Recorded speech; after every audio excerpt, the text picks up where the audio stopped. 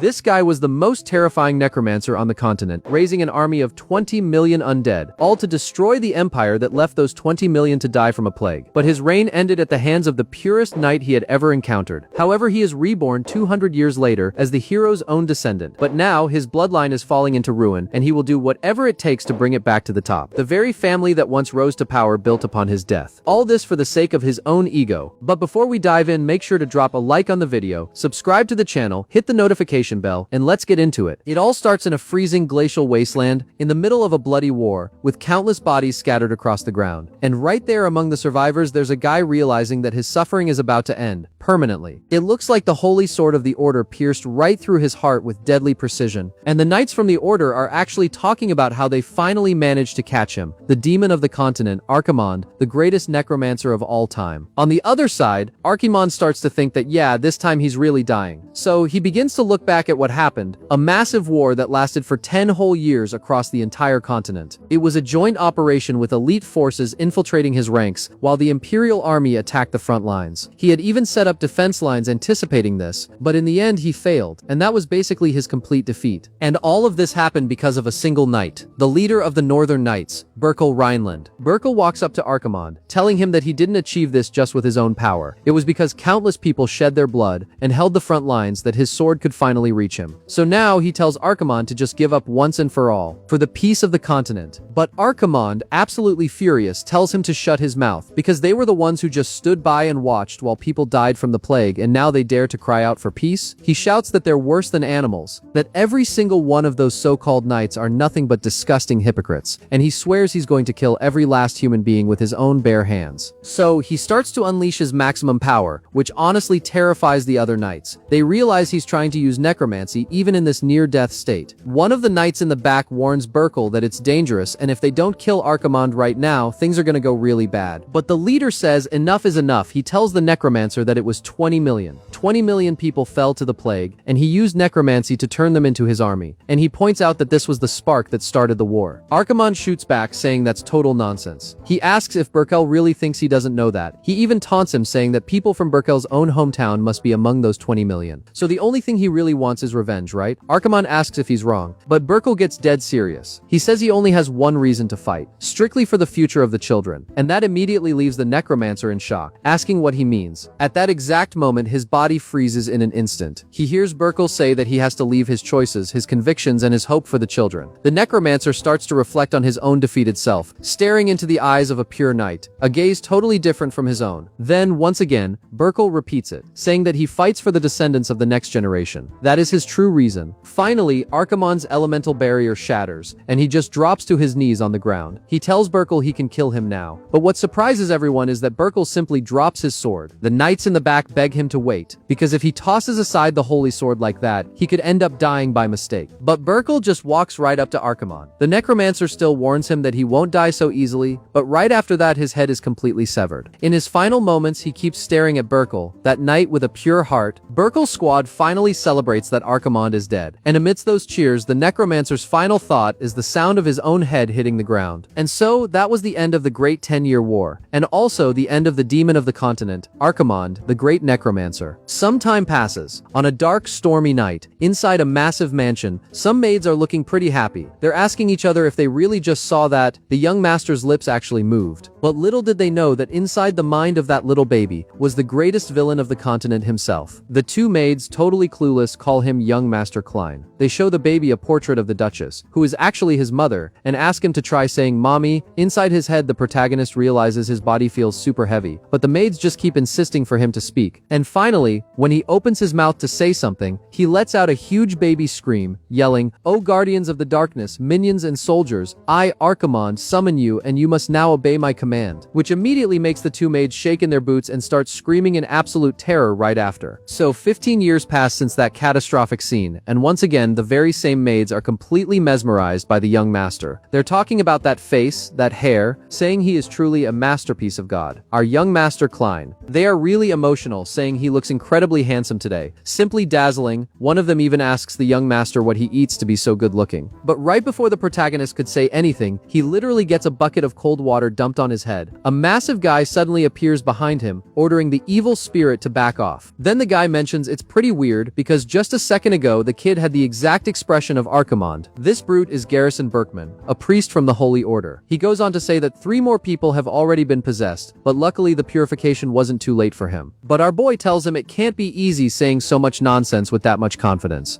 He asks if Garrison doesn't ever get tired of this so-called purification ritual or whatever garbage he's been doing for years. But Garrison says it's not garbage. The soul of Archimond still lingers in the young master's body, so this wicked soul needs to be purified periodically. Our boy insists that he is not Archimond, but Garrison just points out that the demon's expression is back again. Our guy starts thinking this priest is definitely a complete lunatic, and slowly starts backing away, not wanting to draw more attention. But obviously the priest is super attentive and orders his goons to grab our boy. He declares that for the crime of insolence, they're going to give him a freezing holy water bath without any clothes on. Our boy begs him to stop, shouting that he's already said 1,000 times that he isn't Archimond, and that his name is Klein. And basically, this was the kind of life Klein, or rather, Archimond has been living for 15 whole years. He really didn't expect things to end up like this, because he knows for a fact that he died that day. He's absolutely certain his head got chopped off, but when he mysteriously opened his eyes again, he was in the body of a baby, and out of all the things he could have said, the very first words he yelled were an Archimond necromancy chant. So thanks to that, he was treated like an evil spirit and locked up in a monastery as soon as he turned 3. And after a while, he ended up meeting this guy, who claims to be a priest of the Holy Order. Our protagonist unfortunately had no idea that this would be the beginning of his disaster. Things like Garrison's great 24-hour prayer song, Garrison's freezing garlic bath, Garrison's purification fireworks show. He had to go through all sorts of torture in the name of a purification ritual, and even when he cried for help, nobody came to save him. And now, 5 years later, our completely defeated boy is wearing a little party hat on his head. Meanwhile, his personal maid right next to him says she hopes young Master Klein lives like a hero's descendant and soon becomes a healthy member of the family. This girl is Klein's personal maid, Arin, and she prays to the Holy Spirit, and through holy prayer for him to be purified. But our boy, totally pissed off, grabs that party hat and throws it on the ground immediately, which makes Arin look super sad, and she tells him she actually made that hat herself. Instantly, our guy realizes he screwed up. He was way too emotional just now, and thinks she must have worked really hard to make it with those tiny little hands of hers. So he apologizes to Arin, saying he crossed the line. But just as he reaches down to pick up the hat, Arin mentions that actually Father Garrison was the one who knitted it, which instantly paralyzes our boy. He grabs the hat, completely furious, and right as he turns around to set it on fire, Garrison mysteriously appears right in front of him, calling him young Master Klein. Getting super emotional, the priest says he really didn't expect him to wear the hat he spent a week knitting with so much vigor. He's genuinely touched by the scene, but our protagonist looks right in his face and tells him he's never wearing that in his life, destroying the hat completely. Right on cue, the priest yells that the wicked soul of Archimond has appeared, but our boy just shouts back, "Archimond my ass." While they were arguing, someone walks into the room, bowing to Father Garrison, and asks if his purification ritual is over. This guy is the captain of the Red Carriage Knights, Dunkel. He mentions that the rumors about young Master Klein being Archimond have been going around for over 10 years now, and the Order has stated there are no more problems. This really surprises both of them, and Garrison quickly changes his tune, saying, "Of course, Captain Dunkel," telling him he can take all the time he needs. Seeing this, Klein thinks to himself that this psychopath doesn't even pretend to listen when he speaks, but is always kissing up to the Knight Captain. He figures this guy Garrison really knows how society works. At that moment, Garrison turns around and says he'll be taking his leave now, but just as a precaution, just in case something happens, the next purification ritual will be on Friday, so he needs to wash up and wait, keeping his body and mind very pure. Our boy just tells the psychopath to get out. Finally, with Garrison gone, Klein is completely fed up. He asks if a cleric can really just torture people like this for 5 years straight. He wonders if that guy is even a real priest, because he looks more like some kind of muscular demon. The innocent maid Arin goes up to our protagonist and asks if he's really not Archimond anymore. Our prota answers that yeah, definitely not. He doesn't even want to hear that name anymore. But in reality, he knows that if he actually said he was Archimond, who knows what kind of torture he'd face. He should be focusing on recovering his body's strength, but instead he's dealing with stupid purification rituals. He remembers that ever since he revived, he's lived a life under constant surveillance because of the rumors about Archimond when he was little. That's why he had to be locked up in a monastery for 7 whole years. He's really outraged by it all. He thought he had finally returned to the duchy, but now this priest tagged along with him. On the flip side, Captain Dunkel explains that Garrison might look like that, but he's actually a prosecutor, and there's definitely a reason he's here. The innocent Arin asks what he means by a prosecutor. What is that? Is he someone important? The captain explains that it's that's a title given to the strongest of the order, so he is a person with overwhelming power, someone that only the duke of their family could ever hope to face. This makes Aaron really excited, cheering that the young master's family is super strong. The captain says yeah, of course they are, but she wants to know something that makes her really curious. She wants to know who the strongest duke in the family's history is. The captain says that well, the others are great too, but it's probably the current 7th duke. But immediately our boy chimes in and says it's the first. The captain asks what he means by the first. His own father is the 7th duke, but Klein insists no, the first was the strongest of them all. This makes the captain get pretty serious, and he says he understands. Aaron turns to him and asks if he saw that. The young master really likes the first duke the best, since he's been staring at that painting this whole time. But Klein thinks to himself that liking him is a bit much. In truth, he really couldn't have imagined that this would happen. The captain mentions that now that he thinks about it, it's been 200 years since the first duke founded this family. Our protagonist thinks about those 200 years. He still can't really believe it, but he supposes he'll have to accept it sooner or later, that he, Archimonde, the great necromancer, would now be over 200 years old. And yet 7 generations of dukes have passed, and that so-called first duke of the family, the one he believes is the strongest, is none other than Berkel Rhineland, the former leader of the Knight Order. And simply put, this is the beginning of the new Archimonde, where he was reborn as a descendant of the man who killed him.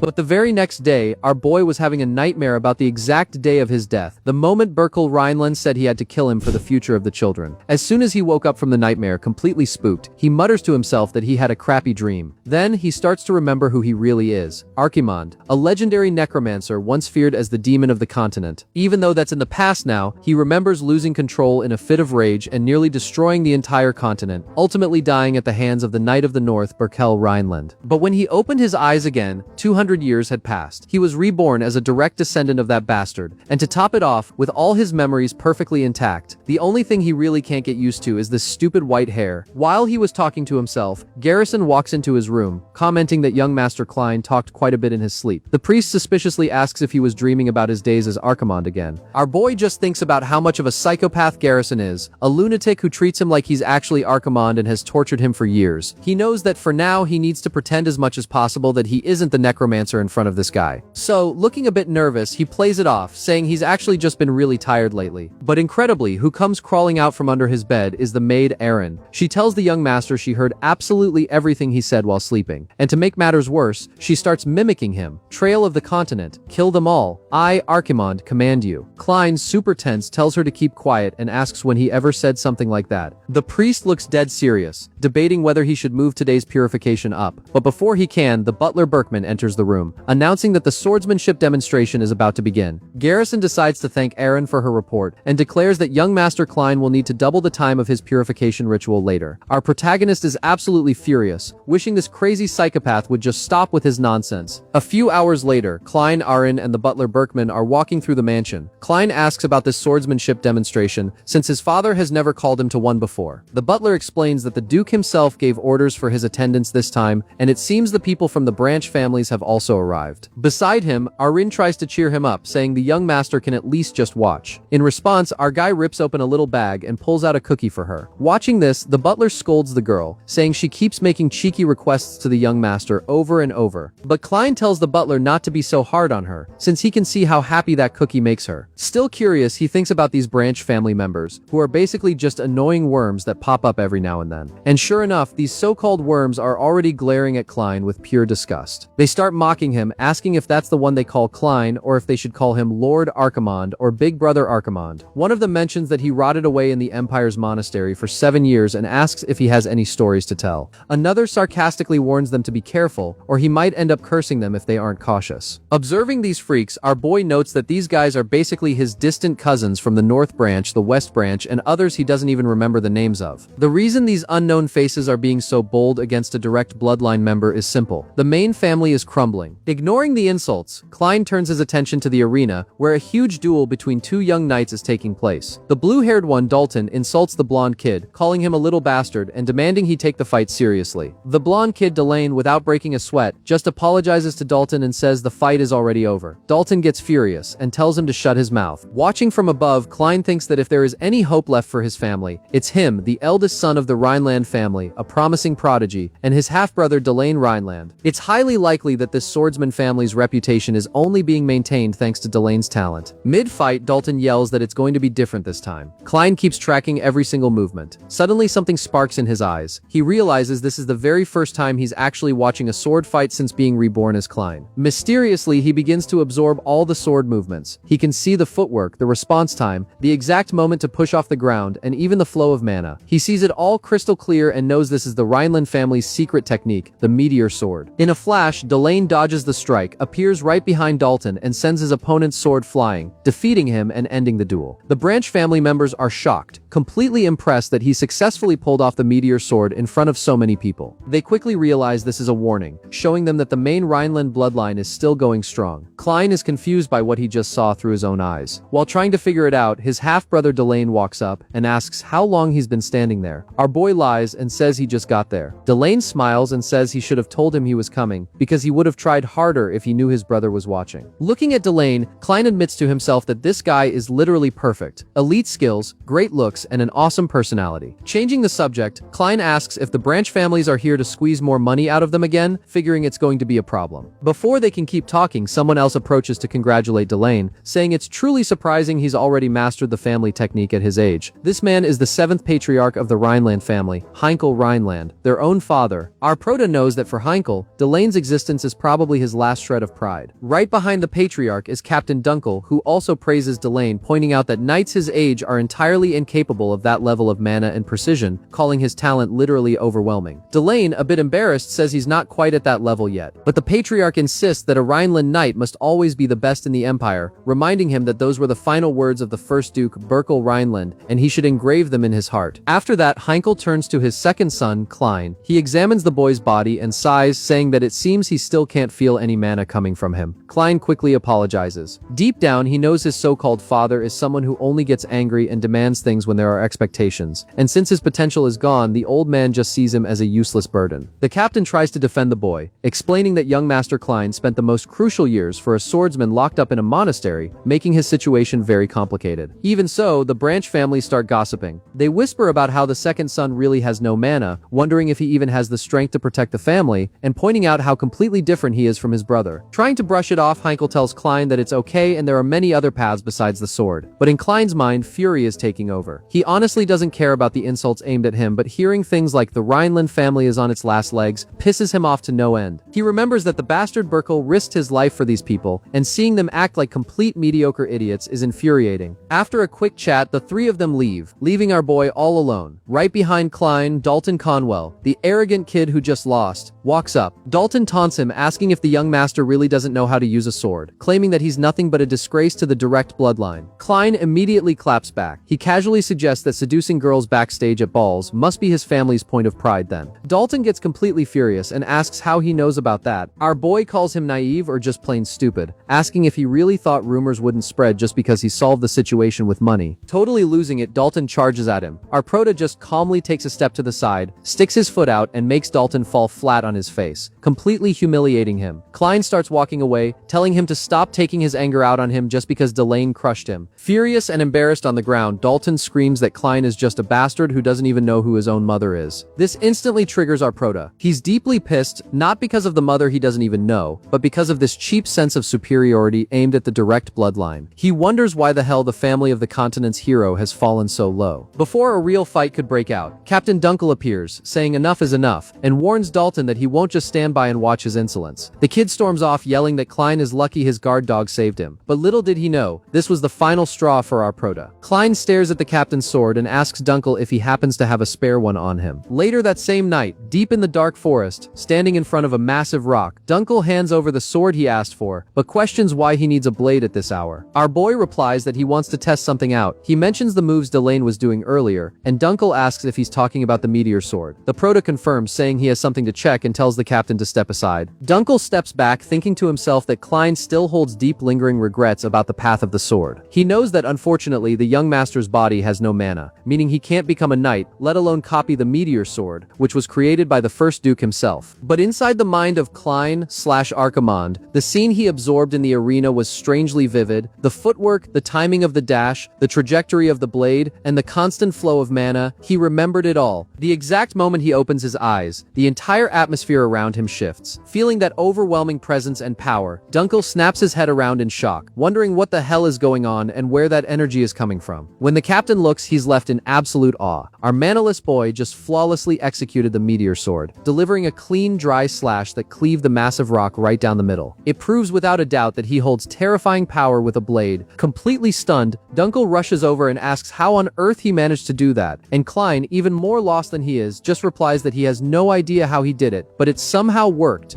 The next day, the maid Irene is extremely nervous about the situation, asking what is going on. Meanwhile, the priest himself wonders what that is, and comments to Irene that it can't be real. Now he can hold his breath underwater for over a minute. The priest, highly amused, asks if this is for real and jokes that apparently the young master is now some kind of fish. The priest then suggests, since he's a fish, how about they do the next purification ritual inside an aquarium. The moment our protagonist surfaces, he is furious. He starts yelling that there will be no aquarium and asks why the hell the purification ritual lasted even longer today. The priest, noticing he's done, comments that today went by really fast. Our protagonist questions him, "What do you mean fast?" The priest explains that he felt a sinister energy coming from the young master's room today. Klein asks what kind of sinister energy he's talking about, muttering that every single day the priest comes just to bother him for some idiotic reason. Right nearby, observing everything, the captain informs the young master that Lord Dalton has sent him an invitation. Our boy asks who that is, and the captain clarifies that it's Lord Dalton, the one he had a clash with alongside Delane the other day. In the letter, Dalton says he wants to apologize for the incident at the training grounds, which makes Klein highly suspicious. He really doesn't think that kid wants to apologize. Reading the letter carefully, he realizes it's an invitation to a hunting contest. After making such a scene at the training grounds, extending an invitation like this is pretty weird. Dalton clearly needs a pretext to lure him out of the house. Curious about the situation, Dunkel asks if he's going to accept. Klein replies that he has no reason to refuse, and besides, there's something he needs to test. He remembers replaying Delane's swordsmanship, which he saw days ago, over and over in his mind. Then he finally understood he can perfectly replicate any technique he sees just once. Even without knowing the reason why, he's able to do it. Hearing this, Dunkel says he understands and goes to prepare the carriage. However, to their surprise, the priest approaches. He mentions he heard about the hunting contest and suggests going along with them. Klein, irritated, asks why he would go and who the hell invited him. The priest simply replies by recalling what he had said earlier. Today, for some reason, he feels a sinister energy. Sometime later, inside the carriage, Irene is lying down, sleeping on the priest's lap. Klein grumbles, saying this is exactly why she shouldn't have come. The priest, however, gives her a pillow and explains that the terrain in the western forest is quite rough, making the first trip pretty difficult. He advises her that if she sleeps a little, she'll feel better. The priest, deeply moved, comments that his young master has truly grown up and is now doing cute things like worrying about others. Indignant, Klein replies that he wasn't talking to him but to Aaron. After ignoring the priest's nonsense, Klein begins to observe the scenery and notices that this place has also changed a lot. When he was here in the past, it was a place covered only in snow and corpses.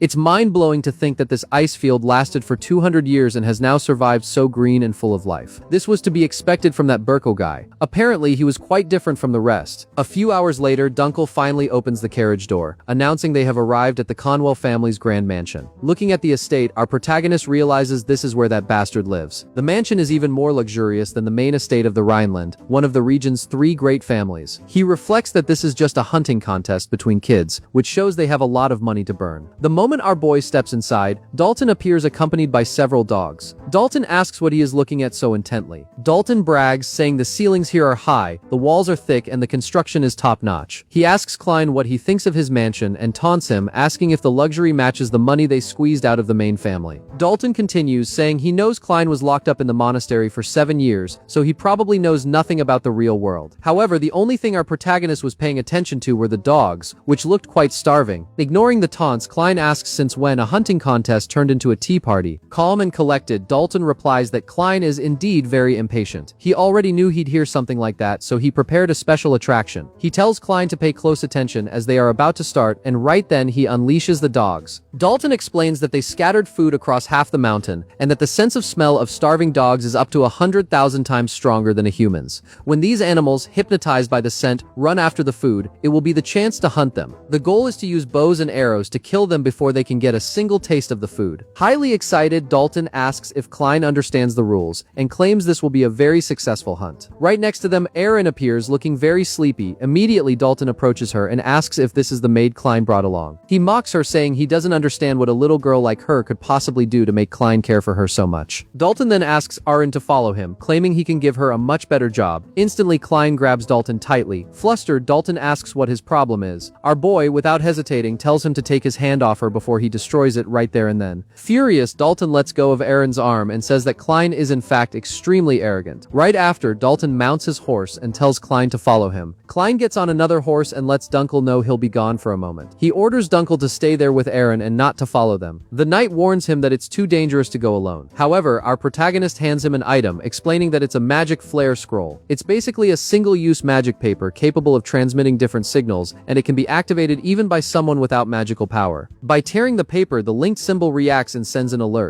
Klein whispers to Dunkel that the priest followed them all the way there, which makes him feel like something fishy is going on. He warns him that if he suddenly disappears, it means something went wrong. Worried, Dunkel asks what he means by went wrong. Klein confirms that's exactly it. If the priest vanishes out of nowhere, Dunkel must tear the paper immediately, and then the link symbol will appear on the back of his hand. Right after, Klein rides off, saying he's counting on Dunkel. A few hours later, our protagonist continues riding, tracking, and looking for Dalton. He figures his opponent couldn't have gone that far, and if he follows the forest trail, he'll catch up to him. Finally, he reaches his destination. Dalton greets him by saying he finally arrived, and mocks him by asking if he didn't take too long. The guy is surrounded by several dogs lying on the ground, apparently killed during the hunt. Klein gets off his horse, glares at Dalton, and asks what he's trying to do and what kind of bullshit this is. Dalton replies that this is the grand finale of today's competition, because the final prey he's going to hunt is Klein himself. Our boy asks, in a challenging tone, if he really plans on killing him. Dalton confirms it. He plans to cut off Klein's head and toss it to Delane. Dalton says that after that he will tell Delane that the Rhineland family is truly a joke, just an empty shell with no power or authority. He guarantees they won't even have a chance to fight back in the end. As soon as Dalton gives the signal, several mercenaries appear, surrounding the area. Dalton continues his monologue, stating that ultimately the title of Duke will end up belonging to his branch family. He says Klein should regret being born into such a stupid family, and sneers, "Oh, that's right. Tomorrow everyone will be saying that the young master of the Rhineland, the declining clan of northern swordsmen, died as dog food." And once again, Dalton pushes his luck, provoking the reincarnation of Archimonde to the absolute limit. At that moment, our boy remembers Burkel's words about the future of some children, and he simply bursts into a sadistic, uncontrollable laughter, terrifying everyone. In the midst of that bizarre laughter, Dalton asks what's so funny and wonders if Klein has gone insane. But, in a split second, Klein's expression changes completely. He coldly declares that Dalton is just a mere insect who dared to crawl around without knowing his place. The murderous pressure Klein exudes instantly terrifies Dalton. Our protagonist continues, stating that the Rhineland family was built at the cost of his own death in the past, and yet Dalton dares to insult and humiliate it. At that exact moment, Klein begins to unleash his full power, to the point where the sky itself turns red. Greatly shocked, Dalton asks if that is magic, but realizes it would be impossible, since Klein theoretically doesn't possess any magical power. Klein then replies that it isn't magic, but rather what they call demonic energy. Instantly, Dalton and the mercenaries panic, wondering what is happening and who the hell this guy is. Remembering ancient legends, Dalton stammers and asks if he just said demonic energy. Without answering his question, our boy begins his chant. He recites that he summons the ancient evil spirits buried by time, declaring that he will raise them from the shadows and make them descend into the light. From that moment on, he commands again in his own name, "Devour, devour, and keep on devouring." Terrified, Dalton screams that this can't be real and calls him by his true name, Archimonde. Meanwhile, our protagonist just lets out a dark chuckle. He then gives the final order to his evil spirits. Until those wandering souls disappear completely, they must devour absolutely everything, leaving not a single trace of them behind.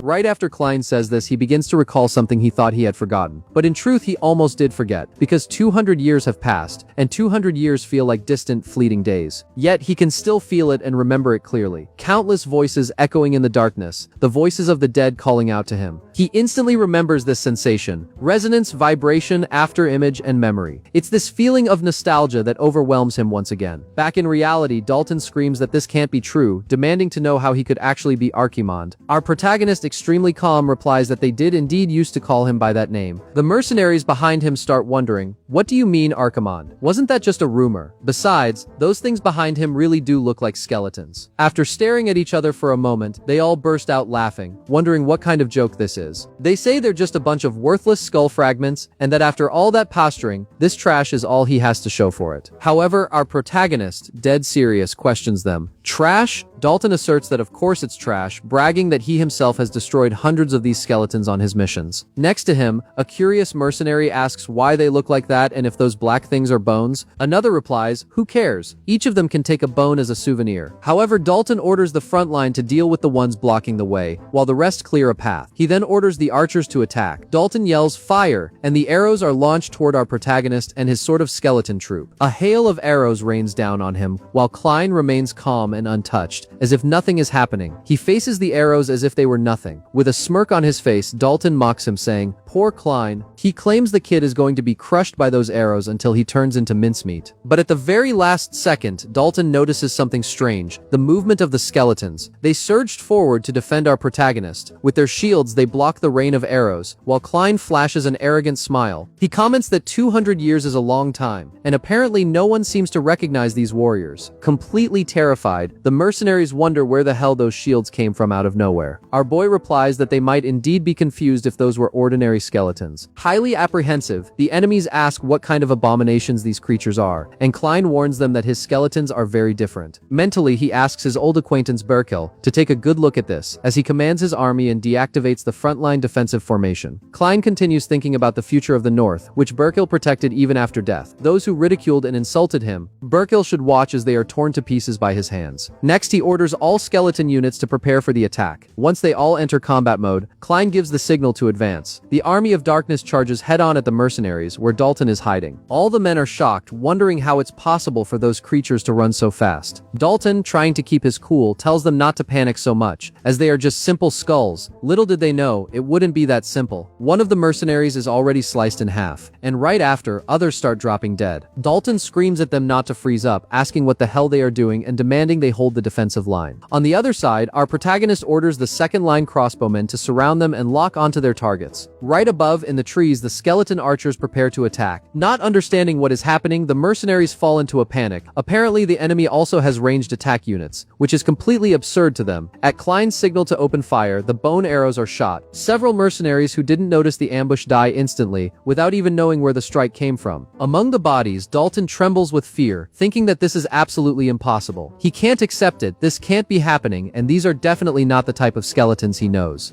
He realizes that if they keep going like this, they will be completely annihilated in no time. So, he orders the mercenaries to drop their crossbows, stop reloading, and switch to close quarters combat. Obviously, the mercenaries can't hear him too well amidst the chaos and the sound of clashing blades. Trying to convince himself, Dalton mutters that these creatures are just damn undead that are worth nothing. Right after managing to slice off the head of one of them, Dalton gets excited and celebrates. It was exactly as he thought. If you aim for the head, they die. But little did he know he would be attacked the very next second, managing to dodge the strike only by a hair. Confused, he wonders what is going on since he had clearly ripped the monster's head off. On the other side of the battlefield, our protagonist comments that people usually think that if you cut off their heads, skeletons won't get back up, but he had already warned them his skeletons are very different. Basically, the headless skeleton moves forward, crouches down, picks up its own head, and places it right back on its neck. Only Klein knows that this is the exact reason why he, under the name of Archimond, was able to devastate the continent in the past. Meanwhile, Dalton, in a state of shock, just watches the creature put its head back on its body with its own bare hands. Only Klein understands that spirits summoned with his dark energy don't die easily, and on top of that, they all follow orders and execute tactics flawlessly. Watching the bizarre scene, the mercenaries wonder what the hell those monsters are and why they keep reviving endlessly. Our boy assesses the situation and thinks that, with his current body, this number of warriors is his limit for now. He glares at them all and asks with a sadistic smile if they can continue now, which leaves the survivors even more terrified. Meanwhile, back at the Conwell mansion, Aaron asks the priest if the story is true, and if the young master really did that. The priest replies that it certainly is, and that this is the story from when the young master was still at the monastery. Highly amused, she comments that just picturing the scene makes her want to laugh. The priest notices this and points out that apparently Miss Aaron really likes the young master. She replies in a very cute way that of course she does. The young master is a very nice, kind, and sweet person, and he also always has plenty of cookies for her. She confesses that she thinks of him as the most warm-hearted person in the whole world. Little did the poor girl know that at this exact moment he is committing a massive massacre in the forest. Back to the fight, Dalton defeats another skeleton, or at least cuts its head off for the time being. But right after, the creature regenerates. Exhausted, furious, and indignant, Dalton grumbles that if he could at least stop their regeneration, the situation would be much better. Finally, he glares at Klein from afar and gets an idea. If he wants to eliminate the summons, what he needs to do is eliminate the summoner himself. He starts screaming that playtime is over and that it doesn't matter if the enemies are dead or alive. If Klein dies, it all ends. So, in an act of desperation, he orders the death of our protagonist. But little did Dalton know that everything had been calculated by Klein from the very beginning, because our protagonist, for some unknown reason, can anticipate every move. With his ability, by recalling a technique he saw just once, he can imitate it flawlessly. In shock upon seeing his combat stance, Dalton recognizes the technique. It's Delane's, the secret skill of the Rhineland family, the meteor sword, which is used against him once more, defeating him in the blink of an eye. Appearing out of thin air right behind Dalton, our boy warns him not to think he's going to die that easily, because his true judgment is only just beginning.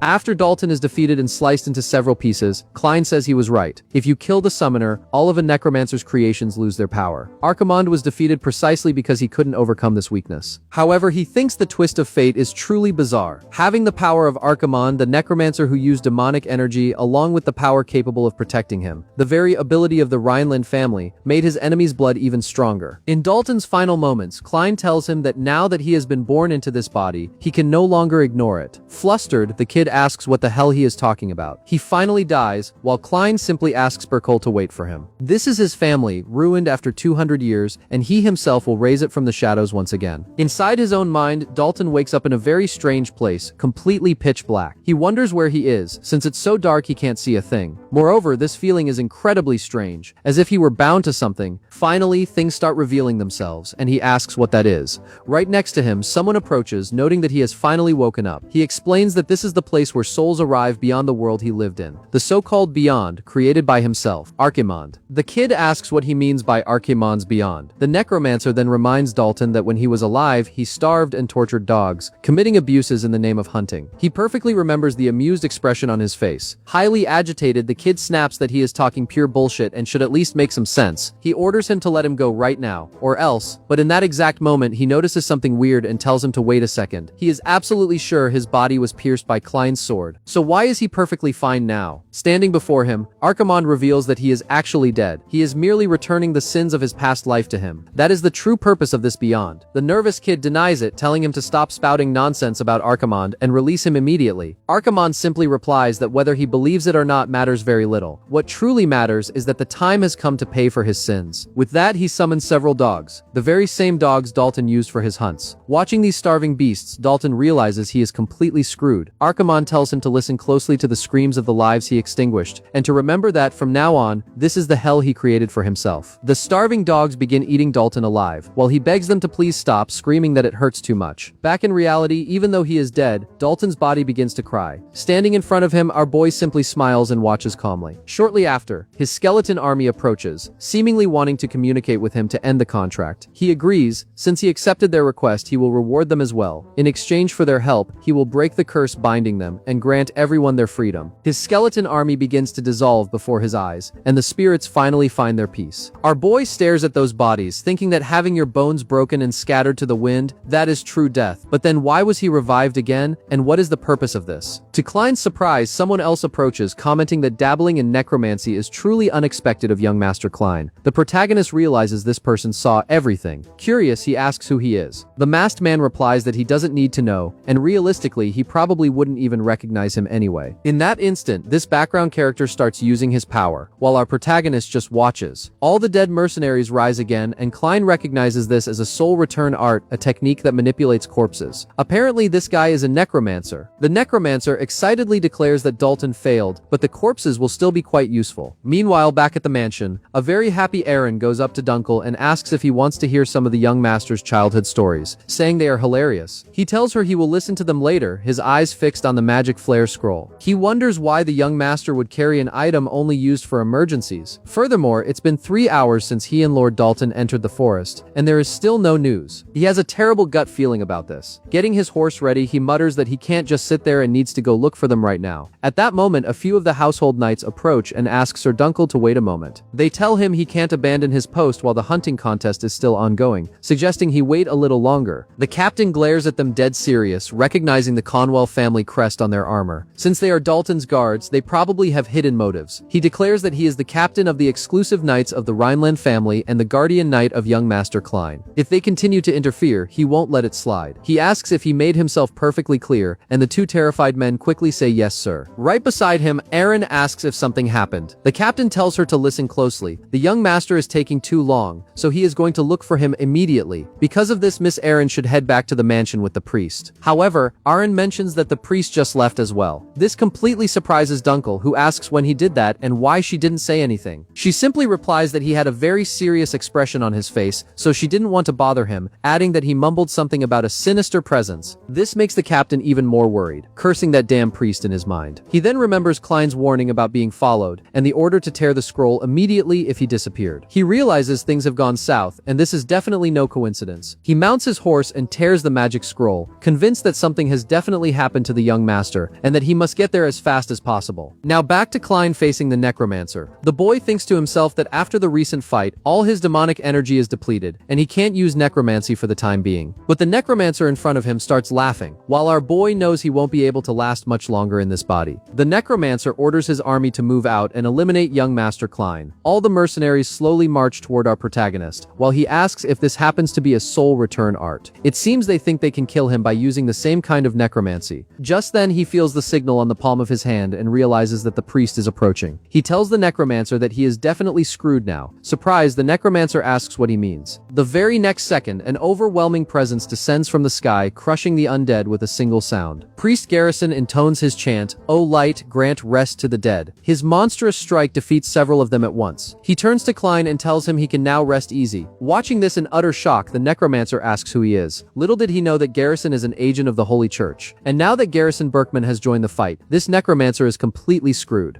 It is said that the agents are 3 human weapons who absolutely follow the Pope's orders. They are the Order's most powerful force, and the only ones capable of wielding the sacred weapons left by the Holy Grail. They say the power of each one is comparable to that of a fortress. So now this little necromancer is seeing firsthand the power of a sacred relic. Among them, the one who holds the title of the strongest by pure brute force is now standing before Klein, Garrison Berkman. Once again, the undead army charges at Garrison, clearly wanting to kill him. But he defeats them with his sacred relic, which appears to be a Bible. He states that he is speaking as a sinner, that he must seek and pray, for this will grant him the baptism of fire and atone for his sins. That is true mercy. He walks past each of the undead and crushes their heads with the Bible in his hand, or maybe just some holy book, as it isn't explained very well. Garrison declares that this is judgment. Watching from behind, the necromancer thinks this is madness and wonders why an agent of the Order is here. Besides, what the hell is that power? After his army is defeated, the two lock eyes. The necromancer starts muttering that this sucks. They didn't say this would happen here, and he knows defeating someone like him is impossible. Unfortunately for him, Garrison grabs him and asks where he thinks he's going. The kid just begs him to stop and wait a minute so they can talk. Without a second thought, Garrison replies that the prayer isn't over yet. He tells him he should be grateful this judgment didn't fall upon him, and in the name of the light grants him mercy by exploding the kid's head with his bare hands. All that remains of his skull is a single eye slowly bouncing toward our protagonist. Right after, Garrison walks up to him. Klein knows the priest only took a single step and moved forward without looking back, but with his mere presence and the sheer air pressure, over 20 bodies were blown to pieces. Garrison, his hand covered in blood, reaches toward Klein's head and mentions he felt a sinister necromancer aura and came running immediately. This leaves our boy in shock. With a slight smile, Garrison says that while he is very curious about something, the energy he felt didn't seem to belong to that guy. Our protagonist realizes this brute bastard is actually quite smart. He knows that if he makes a single mistake right now, no matter how small, the priest will kill him on the spot. But to save the day, Dunkel finally appears, asking if Klein is alright. Our boy is surprised but happy to see him, as this time he really saved the day. Meanwhile, Klein realizes it is exactly as he thought. Using necromancy with this body was too much for him. He finally collapses to the ground. Dunkel runs toward him, asking what happened and whose blood all this is. Our protagonist just asks him to stop yelling for now, as he can hear him perfectly fine without it. Curious about the situation, Dunkel asks where Lord Dalton is. Our boy tells him he killed him because the guy tried to assassinate him. The next day, in the middle of a family tribunal, Dalton's father starts yelling at everyone. He says this makes no sense and demands to know what the hell Klein is trying to say. That his son Dalton tried to assassinate the young master? This guy is Count Delkin Conwell of the Conwell family. He tells everyone his son is a member of the Knight Order who knows honor and loyalty, that his death is an injustice, and on top of that he is being accused of murder. He asks if if the priority shouldn't be finding the real culprit. On the other hand, the Patriarch replies to Count Conwell that despite the long and intense interrogation, Klein hasn't changed his statement. He asks if there's anything else to add because at the exact time both disappeared, records show about 20 private mercenaries were dispatched from the Conwell territory.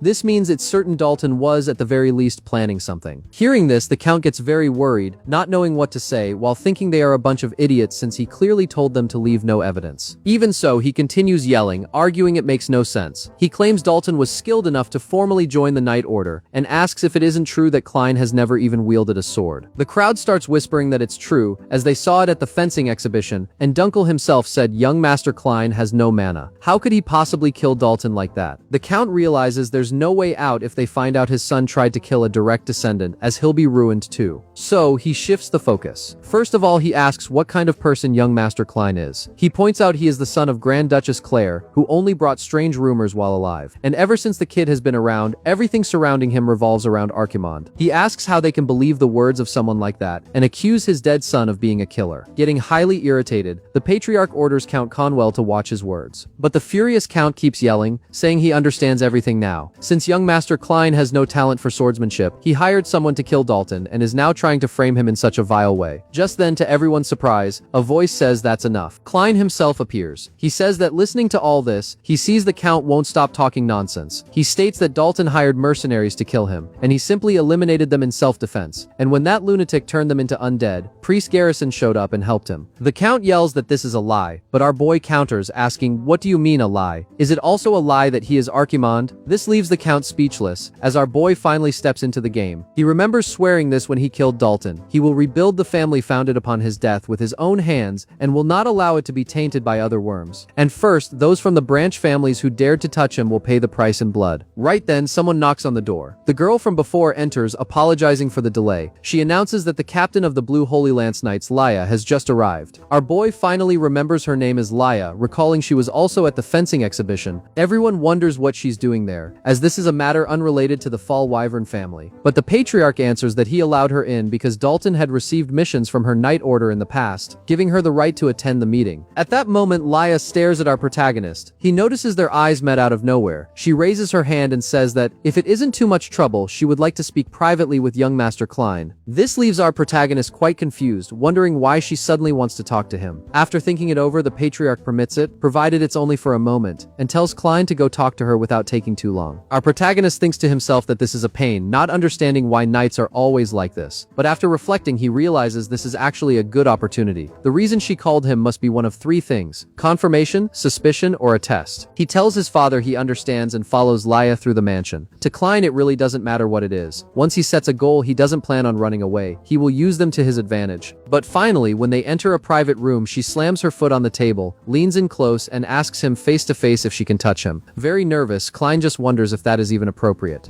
Before this, it is said that Laia Rain Fallwyvern is the eldest daughter of the Fallwyvern family, one of the three great houses of the continent alongside the Rainland. She is the commander of the Blue Holy Lance Knights, Masters of the Spear. The official record of her strength states that during a monster extermination operation in the West, while scouting to protect civilians, Commander Laia eliminated high-level monsters all by herself. She wiped them all out on her own. Back to the present, she glares at our protagonist and asks what he is doing and if he's not coming. A bit nervous, he says he is. She simply tells him not to act like they are close, since the two of them aren't even real family. Our boy remembers his father telling him that his aunt is Duke Fallwyvern's second wife, making Laia basically his cousin. Klein knows Dunkel was the one who explained this to him, and he also knows she is the first wife's daughter. In other words, biologically, they don't share a single drop of blood. Finally, after they enter an isolated room, Laia warns him that from here on out it's just personal curiosity, and simply slams him against the door. She moves in all at once, leaving Klein quite confused and asking what she means by that. She gets very close to him and asks if she can touch him. Klein asks what kind of question that is. First, she grabs his hand and comments that it's soft and smooth, without any common wounds or blisters. It even feels like a baby's hand. Our highly nervous boy wonders why she keeps touching him like that. She continues saying that well-trained swordsmen sometimes don't even have calluses, although certain parts get hardened, like below the index finger where it touches the sword hilt, and the inside of the thumb. Tendons can't lie. Our boy, even more confused, asks what this has to do with anything. She then asks if he really has never used a sword. Just by looking at his hands, there are no traces that he has ever wielded a weapon in his life. But even so, he claims he defeated and survived Dalton and 20 mercenaries. She concludes by asking if perhaps he possesses another power. Instantly irritated, our boy pushes her away. He asks if that was what she was talking about. Apparently she also wants to know if he is Archimond or something like that. The protagonist recognizes that this girl is quite dangerous. This isn't simple curiosity. That gaze is looking for reactions, not answers. Silence would turn into acceptance and doubt into certainty. The easiest response is to act more confidently than she does. He fires the question back, what if it were true and he really was Archimond? Instantly she starts laughing. She questions how a random kid like him could ever be Archimond. The word kid messes with Klein's head. He asks if she really just called him that. She confirms it wasn't a mistake and repeats, he is too small to be Archimond. His proportions don't help at all, and his voice and physique command zero respect. In short, he is just a random kid. This leaves Klein's brain boiling with rage, hatred, and all the worst feelings possible. Apparently the emotional damage was huge. She keeps going, if he is an Archimond, doesn't know swordsmanship, and still defeated a knight, she will give him a kiss if he actually pulled that off. The provocation leaves him even more lost, wondering why she would do that. Due to the emotional damage, he becomes incapable of thinking rationally at the moment. Our boy starts wondering if this is part of some politicking or bribery, but she simply turns and walks away, noting that it's late and they can head back. Before leaving, she tries to add that Archimond would never be like that, but before she can finish the sentence, the scene cuts. Young Master Klein and Lady Laya return to the tribunal. Our boy admits to himself that he was too naive. He is the useless second son who was locked up by the Order for 7 years. If he merely said he killed Dalton in self-defense, it was obvious no one would believe him. Upon returning, Klein's father asks what the two of them were talking about. Before Laya can answer, our boy draws his sword and displays it, surprising everyone in the room. Right after, he points the blade at Count Delkin Conwell. He knows this is the only way to personally prove his word. He tells the Count to stop wasting time and settle the matter like a man, northern style. Klein declares they will have a duel through a trial by combat. This instantly shocks everyone, and the Count asks what he just said. As everyone there knows, trial by combat is an ancient form of judgment used in the north when a conclusion is hard to reach. There are no restrictions on weapons or techniques, and the duel's outcome decides the verdict. In short, whoever wins the fight has the final say. Highly surprised, the old Count asks why he suddenly wants a trial by combat. Our boy replies that he has many reasons for it. He states that despite having proof Dalton tried to kill him first, the Count tried to frame him in his son's place, and insulted his mother in the process. Internally, Klein knows the truth is only half of that. He truly bears the name Klein, but his real identity is Archimond, and he harbors no special feelings for the mother of his second life. The Count, still stunned, argues that the young master can't just do something like this out of nowhere. However, our boy demands he make up his mind quickly, asking if he plans to keep everyone waiting. The crowd starts whispering, impressed that there are still people who remember that ancient tradition, commenting that a trial by combat after so long will be quite interesting. Noticing the mood, the patriarch declares that this is a tradition passed down since the family's founder, and they cannot simply ignore it. As the 7th Duke of Rhineland, he guarantees everything will be decided according to the duel's outcome. All evidence presented so far will be invalidated. This makes the Count realize this is his big chance. The Count turns to the boy and asks if he's absolutely sure about this, pointing out that the young master possesses no magical power. He asks if Klein intends to send another knight in his place, already absolutely certain in his mind that he will have the brat killed. Our protagonist assures him that it doesn't matter and that he will see how he destroys him personally, just like he did to his dear son Dalton. The Count then accepts the challenge, setting the duel to take place in 4 days. Many people might think Klein acted on impulse to cause a scene, but he knows this is just the beginning. He will use the Conwell family as a stepping stone to prove his point to all the branch families present. He will show everyone exactly how he intends to reform the Rhinelands. Back in his room, Klein faces his older brother Delane. Delane asks why he requested a trial by combat, questioning if he has lost his mind. He warns that Klein could die. Our boy replies that he has already said 1,000 times that he won't die. Their father already allowed it, so Delane should just accept the situation. Very nervous, Delane agrees, but reminds him that in a trial by combat there is a champion system, offering to fight in his brother's place. Klein refuses. He explains that the branch families only remain submissive in the north for one reason. The main family has the strongest swordsman, their father. Delane will inherit that strength in the future. Klein tells his brother to get real, as stepping into this trial in his place would give their enemies a legal opportunity to kill the legitimate heir of the Rhinelands. This leaves Delane surprised. Klein thinks it must be frustrating for his brother not to be able to act precisely because he is the heir, but he knows fighting alone is necessary to change his own reputation. He wouldn't hand this chance over to Delane on a silver platter. Despite understanding the logic, Delane confesses that when Klein was born, he was so excited to have a little brother that he ran straight to see him. At the time, the first thing he saw was an angel. To Delane, it doesn't matter if they have different mothers. The Order ripped him away from them, and the family waited 7 years to get him back. And now, out of nowhere, he throws himself into a trial by combat. Delane grabs Klein, tells him to listen closely, and insists he will fight for him. At that exact moment, Dunkel enters the room. He apologizes for interrupting, but announces that Count Conwell has already chosen his champion. Curious Curious, our boy asks who it is. The captain reveals his name is Randall, a knight expelled from the Empire who heavily stood out in combat. The reason for his expulsion was his uncontrollable murderous impulses. He killed compulsively, as if there were no tomorrow and as if it were all just a game of pleasure for him. Elsewhere, this Randall appears drinking what looks like the blood of his victims in a very macabre scene. He mutters to himself that he will face the young master of the Rhinelands and that apparently on that day he will finally be able to hear a child's screams again after a very long time.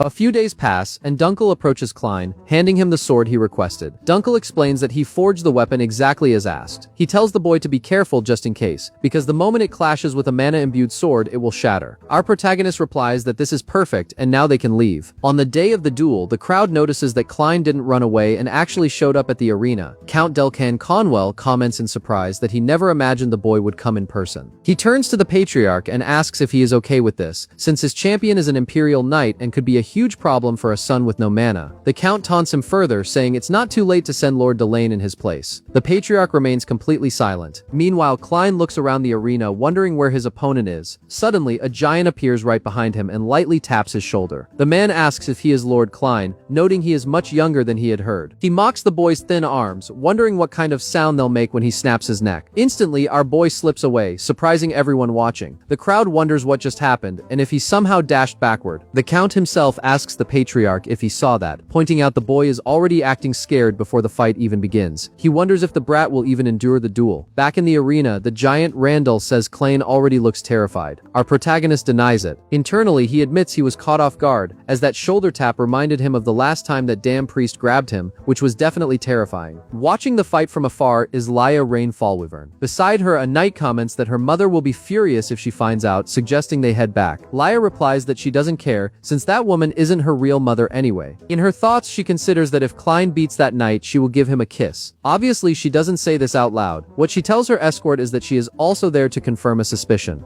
Down in the arena, our boy warns Randall that his neck has been very stiff lately, so he shouldn't touch his shoulder. The giant couldn't care less and taps his shoulder again. Furious, Klein calls him a damn pervert, reminds him he told him not to touch him, and asks if his ears are stuffed with muscles too. On second thought, Klein taunts that is exactly why the Empire abandoned him. This leaves Randall infuriated. He snaps back that this is excellent, and the more foul-mouthed the boy is, the more he will have to scream in pain later. Randall prepares to crush him all at once. Meanwhile, Klein unbuttons his coat. The punch comes flying in, aiming to crush the boy entirely. But when the giant realizes it, the only thing he is holding is Klein's coat. The crowd starts whispering that the boy was smashed into the ground, wondering what kind of monstrous power that was. Apparently, Lord Klein simply vanished. When everyone finally notices, our protagonist is on the other side of the arena, his sword already drawn. Klein thinks to himself that the bastard has a terrible temper. He knows a direct confrontation will be extremely difficult. If he takes a single hit from that massive body, he's the one who will be blown to pieces. He hates to admit it, but this isn't a situation where he can relax. In the stands, the knight apprentices watch the fight, noting that Klein dodged very well, but wondering how he could ever beat a monster like that. Even a glancing blow would shatter his bones, so he is seemingly just walking to his death. This leaves his brother Delane deeply worried. Delane recalls what his brother said days ago. Stepping into fight would give their enemies a legal excuse to kill the Rhineland heir. He acknowledges Klein is right. The family's fate is at stake, so he can't just interfere and do as he pleases. However, watching something like this isn't what he wants at all. Finally, the duel heats up as the two clash. Our boy aims straight for the giant's neck, but Randall manages to grab Klein's sword and throw him away. Stabbing his sword into the ground, our boy stops the impact. Randall declares the fight is over. But seeing the strike was blocked, he asks if Klein really thinks he can win just by dodging and blocking like that. He taunts him, asking why the boy doesn't try using his necromancy, since he is the great Archimond. Once again, they angered the wrong person. Randall faces a much calmer Klein than before. The protagonist glares back with a terrifying expression, a demonic aura exuding from his body. He mutters that this is highly annoying and wonders out loud if he should just use necromancy to kill them all right then and there. This instantly terrifies the giant, making him take a few steps back. The crowd is utterly confused, wondering what just happened to Randall, as there was no way he'd want to go easy on his opponent. Inside the psychopath's mind, he wonders what that was. There was definitely nothing there, but that strange feeling and sinister aura completely shook him. Count Delkin is confused, demanding to know what is going on and why his champion is acting like that. Meanwhile, the protagonist's father watches the fight in surprise. Back in the fight, Klein tells him not to worry, as he won't use necromancy. As a Rhineland, he knows this is a place to prove one's worth entirely with the sword, therefore he won't use magic. This declaration greatly surprises his father and the entire crowd, obviously making the Count nervous. Randall convinces himself it must have been a mere coincidence. He is leagues above Klein in both stamina and physical strength. Besides, that brat has no mana, making it impossible for him to win. The strength of Imperial swordsmanship lies in not holding back mana and pushing every sense to its absolute limit. Breathing, muscles, blood flow. With this, one can hunt the opponent with a single burst of power. Randall charges forward, ordering the damn Rhineland to die. Our boy manages to dodge the strike at the very last second, while observing Randall's sword. Klein realizes he can see the enemy's technique, his mana capacity, and even the arc the blade makes. He can clearly see every single detail of the technique. This pisses the brute off even more. He calls Klein a damn fly and tells him to die right now, attacking with monstrous power. Amidst the explosion and smoke from the impact, Randall realizes the boy has vanished again. He is bewildered, wondering if Klein actually read every trajectory of his sword in such a short time, which would be completely absurd. Little did he know the protagonist was right behind him. Klein points out that with such a massive body, his back is left wide open. He then activates the meteor sword, delivering a massive slash across Randall's back. The crowd goes into shock, instantly recognizing the technique. Even Klein's father and brother are stunned. In the arena, Randall starts screaming in pain. He can't understand how this is possible since the boy has zero mana. How the hell did he do that? Up in the stands, the knight next to Laia calls her captain, asking if she saw the same thing he did. Watching the fight, Laia gets slightly excited by the boy's movements and apparently a bit flushed, because by the looks of it, her lips already have an owner.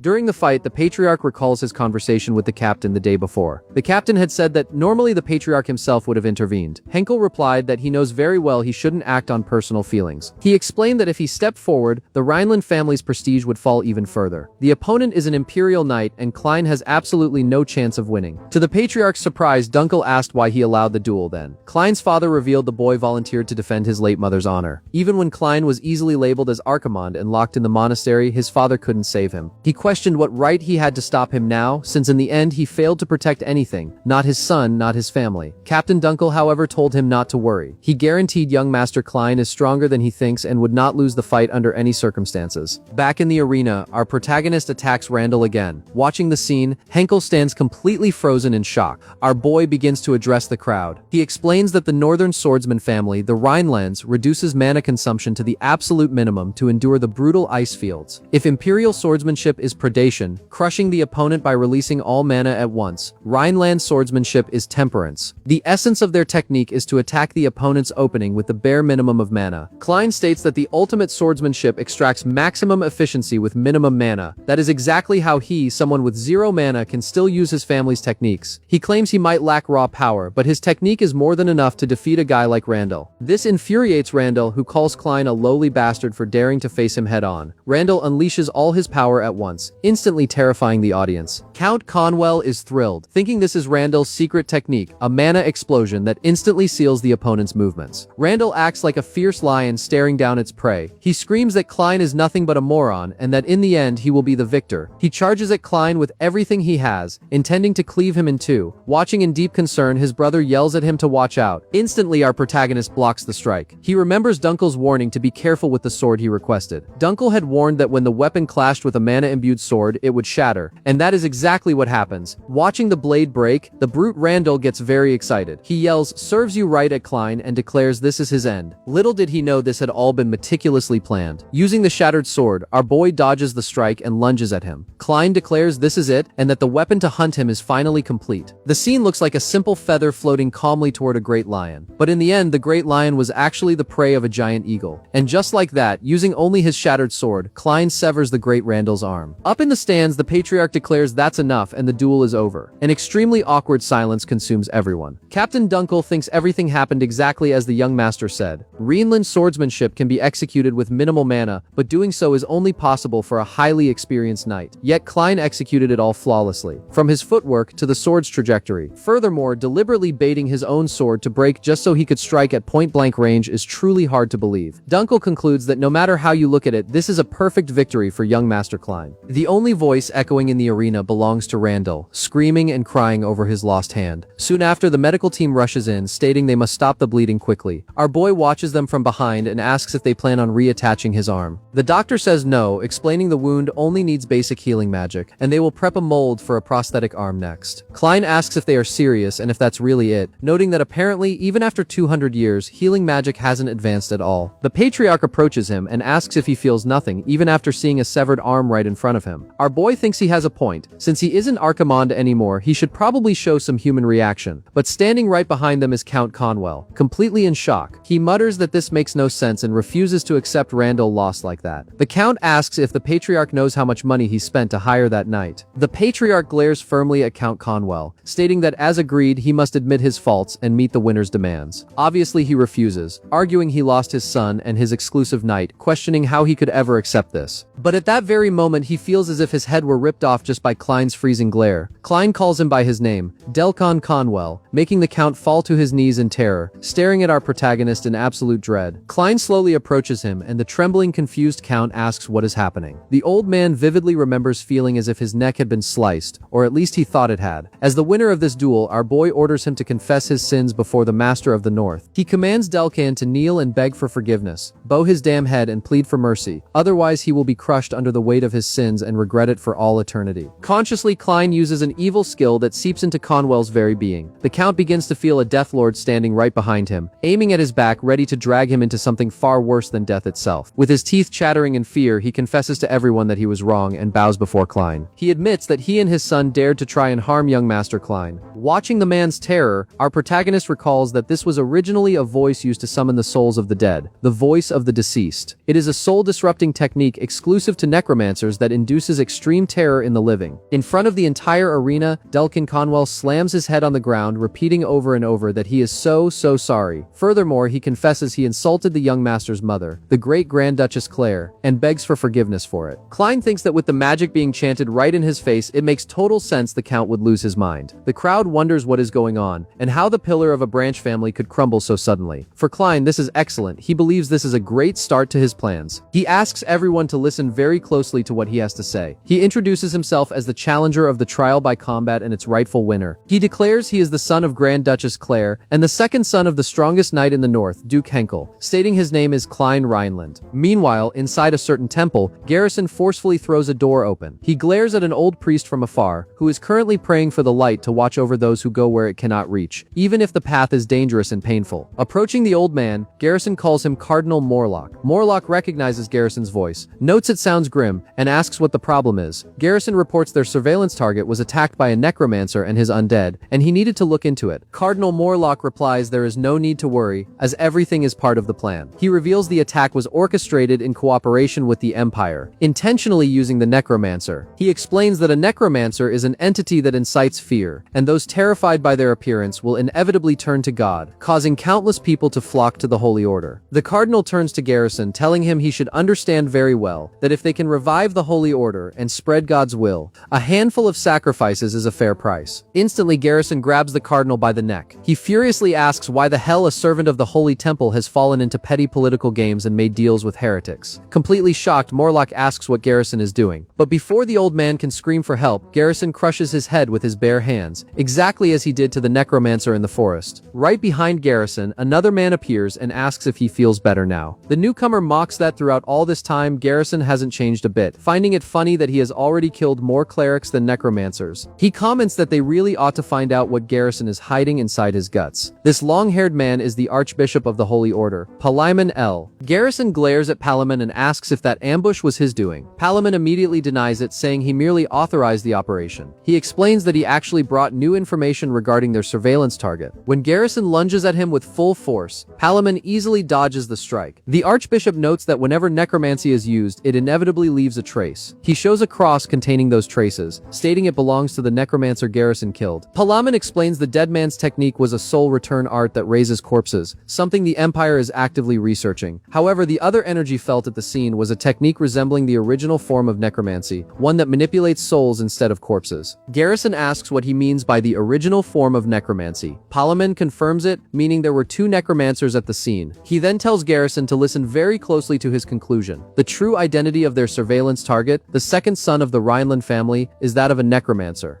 The scene cuts to another location. On a rainy night inside a mine, an old miner was working peacefully. What he didn't know was that a gigantic monster had been targeting him from the start. Even his desperate screams for help couldn't be heard by anyone. Back at the Duke's mansion, the innocent little maid Erin, holding a cookie, jokes that the situation is a disaster. She ends up making a doll with the young master's face, thinking it looks exactly like him, and bursts into laughter. Meanwhile, our boy, sitting in his chair, reflects that a week has passed since the trial by combat. He defeated the champion Randall using his family's technique, successfully extracted Count Conwell's confession with the voice of the deceased, and publicly announced his existence to the Branch family faction. Klein thought he would finally be recognized by everyone. The real problem is that his 15-year-old body lacks the stamina to keep up the pace. Annoyed, he tells Erin that if she is done playing, she can head to her room and sleep. Pouting, she calls him mean, complaining she always plays alone. Our boy asks what she means by playing, pointing out he is clearly reading. She shoots back that it's just a romance novel, so basically he's just playing too. Little does she know, while the cover looks like an ordinary romance novel, the inside is filled with Klein's secret notes. They are detailed writings on anatomy, magic circuits, and spell formations, all focused on the infamous necromancy. He calculates that with his current body, he can summon a maximum of 11 skeletons. Klein knows his control is stable, but he lacks the numbers for a war of attrition, forcing him to research further. His biggest problem, however, is that damn priest, Garrison. The man seemed ready to exterminate the very last seed of any necromancer. Since Garrison already suspects him, Klein must somehow recover his original power before the priest comes looking for him. The challenge is doing it without getting caught. Fortunately, his answer arrives the next day when his father summons him. Duke Henkel informs him they received reports of a sighting in the mines, with creatures commonly referred to as the undead. Instantly, our protagonist offers to go, knowing real combat is the best form of research. His father warns him of the high casualty reports and asks if he will be alright. Our boy guarantees it won't be a problem. Klein figures that after the trial by combat, even Henkel acknowledges him now. Furthermore, if the monsters are undead, they must be related to the mercenaries who attacked him earlier. This is the perfect opportunity to use necromancy as much as he wants, completely unseen. Little did he know he would later gain a companion, Captain Dunkel. Dunkel explains the Duke ordered him to tag along to ensure the young master's safety. Breaking the ice, the captain comments that the night sky looks incredible during missions. Our boy simply hands him a roasted skewer and tells him to eat. Dunkel thanks him, awkwardly confessing that he should actually be the one doing the work. Klein shoots back, asking if Dunkel didn't see the lump of coal he just made trying to cook, bluntly stating the captain's only job is to stand there and watch.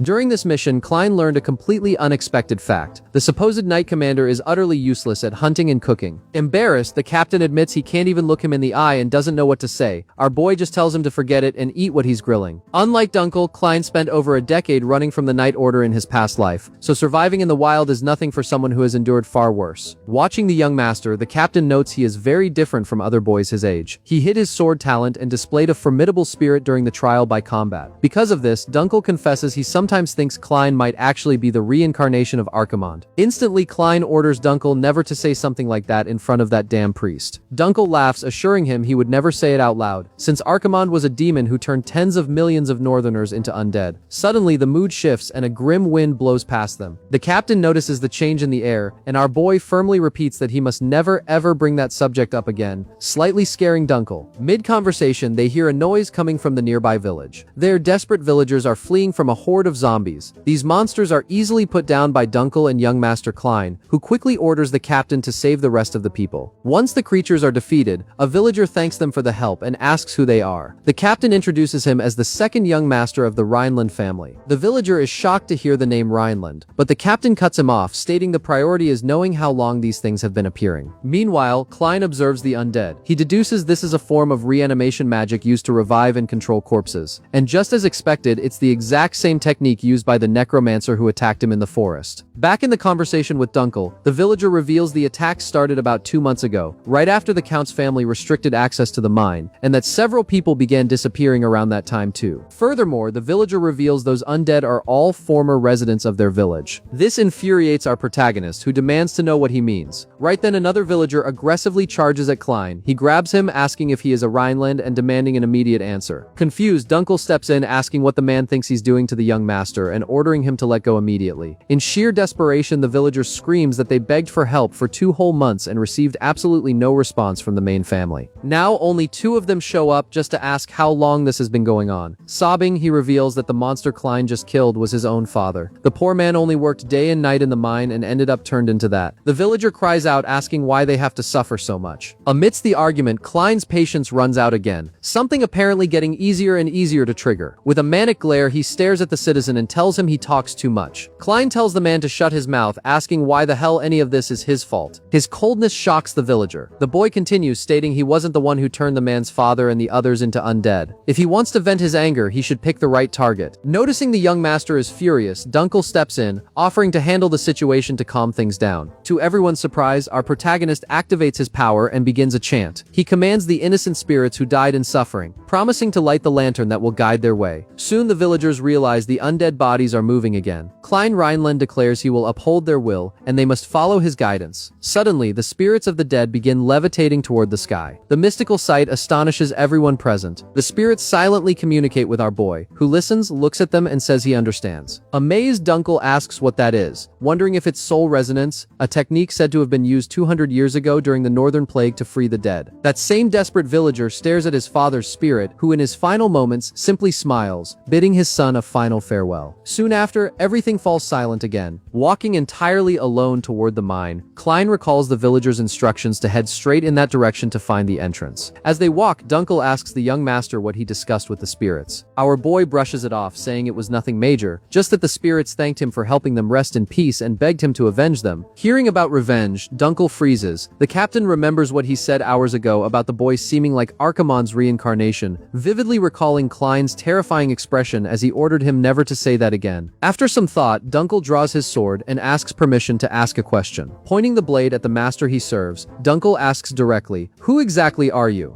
Right after this, the scene flashes back a few years to when the knight asked if that boy was Lord Klein Rhineland. He thought of the young master who, after being locked up in the monastery for 7 years, returned to the estate. The cursed young master who called himself Archimonde. What was even more surprising was his pitch-black gaze so close to the void. It was hard to believe such a look belonged to such a small child. It all started that day when they found a dead cat in the estate's kitchen. Then, a second dead cat in the back garden, a third the next day, a fourth, a fifth, and a sixth. In total, 7 cats were found dead. Thus, the rumors began. People said the boy had an affinity for necromancy since birth, claiming his mother's family was the same. The servants wondered if he truly was Archimonde. Apparently, the rumors were true, and it was indeed a cursed bloodline. Dunkel, like everyone else, also suspected this. Unlike the unsettling atmosphere hanging over the estate, the young master just stared out the window since the day he returned, completely uninterested in the rumors around him. Even though everyone suspected him of being Archimonde, Dunkel thought he was too young and probably had nothing to do with the cat incident. One early morning, the knight found the young master walking across the estate. He was completely alone, heading in a specific direction. Confused, Dunkel wondered where the boy was going at that hour and decided to follow him. Finding his path highly unusual, they eventually arrived at the family cemetery. Dunkel wondered what Klein was doing there. Unable to see clearly because of the tombstones, he considered moving closer to check. When he finally approached, he found the young master standing next to all the dead cats. Confused, the knight asked what was going on. Our boy replied that he was going to perform a funeral ritual for them. Still confused, Dunkel asked what kind of funeral ritual this was. Klein explained that judging by the lesions, it was an infectious disease. It was harmless to humans but fatal to animals. If the bodies were left alone, the disease would spread further and other beasts might dig them up as well. The knight warned that handling them with bare hands could get him hurt, suggesting they call someone else. Klein simply replied it was fine, as someone had to do it anyway. Back in the present, the captain recalls those words. A job someone has to do. Dead serious, he asks again, "Who are you?" However, Klein stops him and asks a question first, wondering if he remembers Berkel Rhineland's first saying. Dunkel replies that one's actions, not their roots, define who they are. Our boy confirms he is absolutely correct. That was the reason Dunkel, a poor commoner, was able to become the knight captain. That is also the reason he, the son of a foreign mother, is still alive today. It is precisely because of that. Klein notes that since leaving the monastery, the person who spent the most time with him was Dunkel himself. He then tells the captain to decide. If he truly believes Klein is Archimonde, he can kill him right now. Dunkel thinks it over, lowers his sword, and says he hasn't decided yet, as he certainly isn't convinced. However, the one he serves is the second young master of the Rhinelands, Klein, not some continent-destroying demon. Our boy stares at him quite surprised and replies that he understands, thanking him for the compliment. Walking deep inside the mines, they find themselves surrounded by several corpses. Dunkel comments that even this place smells like death. Klein agrees. To make matters worse, the corpses start moving, and they face several undead right in front of them. The captain notes he can see several 7, but there must be more further inside. Klein turns and starts casting his magic, declaring he summons them and they must answer his call. He grants them flesh to crush their enemies. Several skeletal beings appear before him, greatly surprising Dunkel when he turns around. Klein orders them to advance, and his undead soldiers attack the other zombie-like undead. It basically turns into a massacre. Watching from behind, Dunkel mutters that this makes no sense, wondering how skeletons with such appearance and agility can exist. Klein casually mentions that Dalton's mercenaries said the exact same thing, asking if it's really that fascinating. The two keep walking deeper into the cave, escorted by Klein's skeletons. Eventually they stop after hearing a noise from deep within. Judging by the sound, Dunkel estimates there are about 40 of them, putting them at a severe numerical disadvantage. However, Klein turns again and unleashes his necromancy, declaring he releases the bindings wrapping their bodies and ordering them to free their agonizing souls to obey his command. With this, the enemy zombies transform into souls under his control. Our boy explains he is converting the subjugated undead into allies, his basic tactic when necromancers fight each other. He concludes this should be enough for the upcoming battle. Now with even more skeletons, they advance toward the sound. Klein orders the vanguard to push forward, and he and Dunkel follow right behind. They finally clash with the zombies who are easily obliterated by the vanguard. Klein orders the rearguard skeletons to support the attack and keep pushing relentlessly. The summons execute his commands flawlessly. Walking beside Klein, Dunkel thinks it's incredibly hard to believe what he's seeing, even watching it live. He knows skeletons are considered low-tier summons among the undead, but he can't understand how they move like that, exactly like a real army following its commander's orders. After the battle, with all the zombies wiped out, Dunkel calculates they annihilated a force 4 times their size, and wonders what the hell all of this is. Beside him, Klein states that from here on out, it will just be the two of them. He reminds Dunkel of his promise to believe in him, meaning the captain must see this through to the end. Reaching even deeper into the mine, Dunkel finally stops and notes that the further they go, the weirder the situation gets. As he speaks, a few drops of blood fall on his face. He wonders what that is and then hears a human voice. He calls out, asking if anyone is alive up there and assuring them they came to help. But when he finally gets a good look at the cave ceiling, he is terrified. Countless bodies are tied up and suspended by ropes. Horrified, Dunkel asks what the hell this is. Klein takes a look and deduces that the missing villagers were kidnapped and used as tools for reanimation magic. While they talk, someone appears right behind them. The person says that, as expected, he really knows his stuff. The tall woman, dressed in very peculiar clothes, explains that reanimation magic is a spell that revives corpses and turns them into the summoner's familiars. That is why it requires a massive amount of high-quality bodies. Basic knowledge among them, the necromancers. Our boy glares at her and asks who she is. The woman replies she never thought she would find him in a place like this. She greets him saying, "It's been a while, demon of the continent, Lord Archimond." This leaves our boy in absolute shock, wondering if she actually recognized him.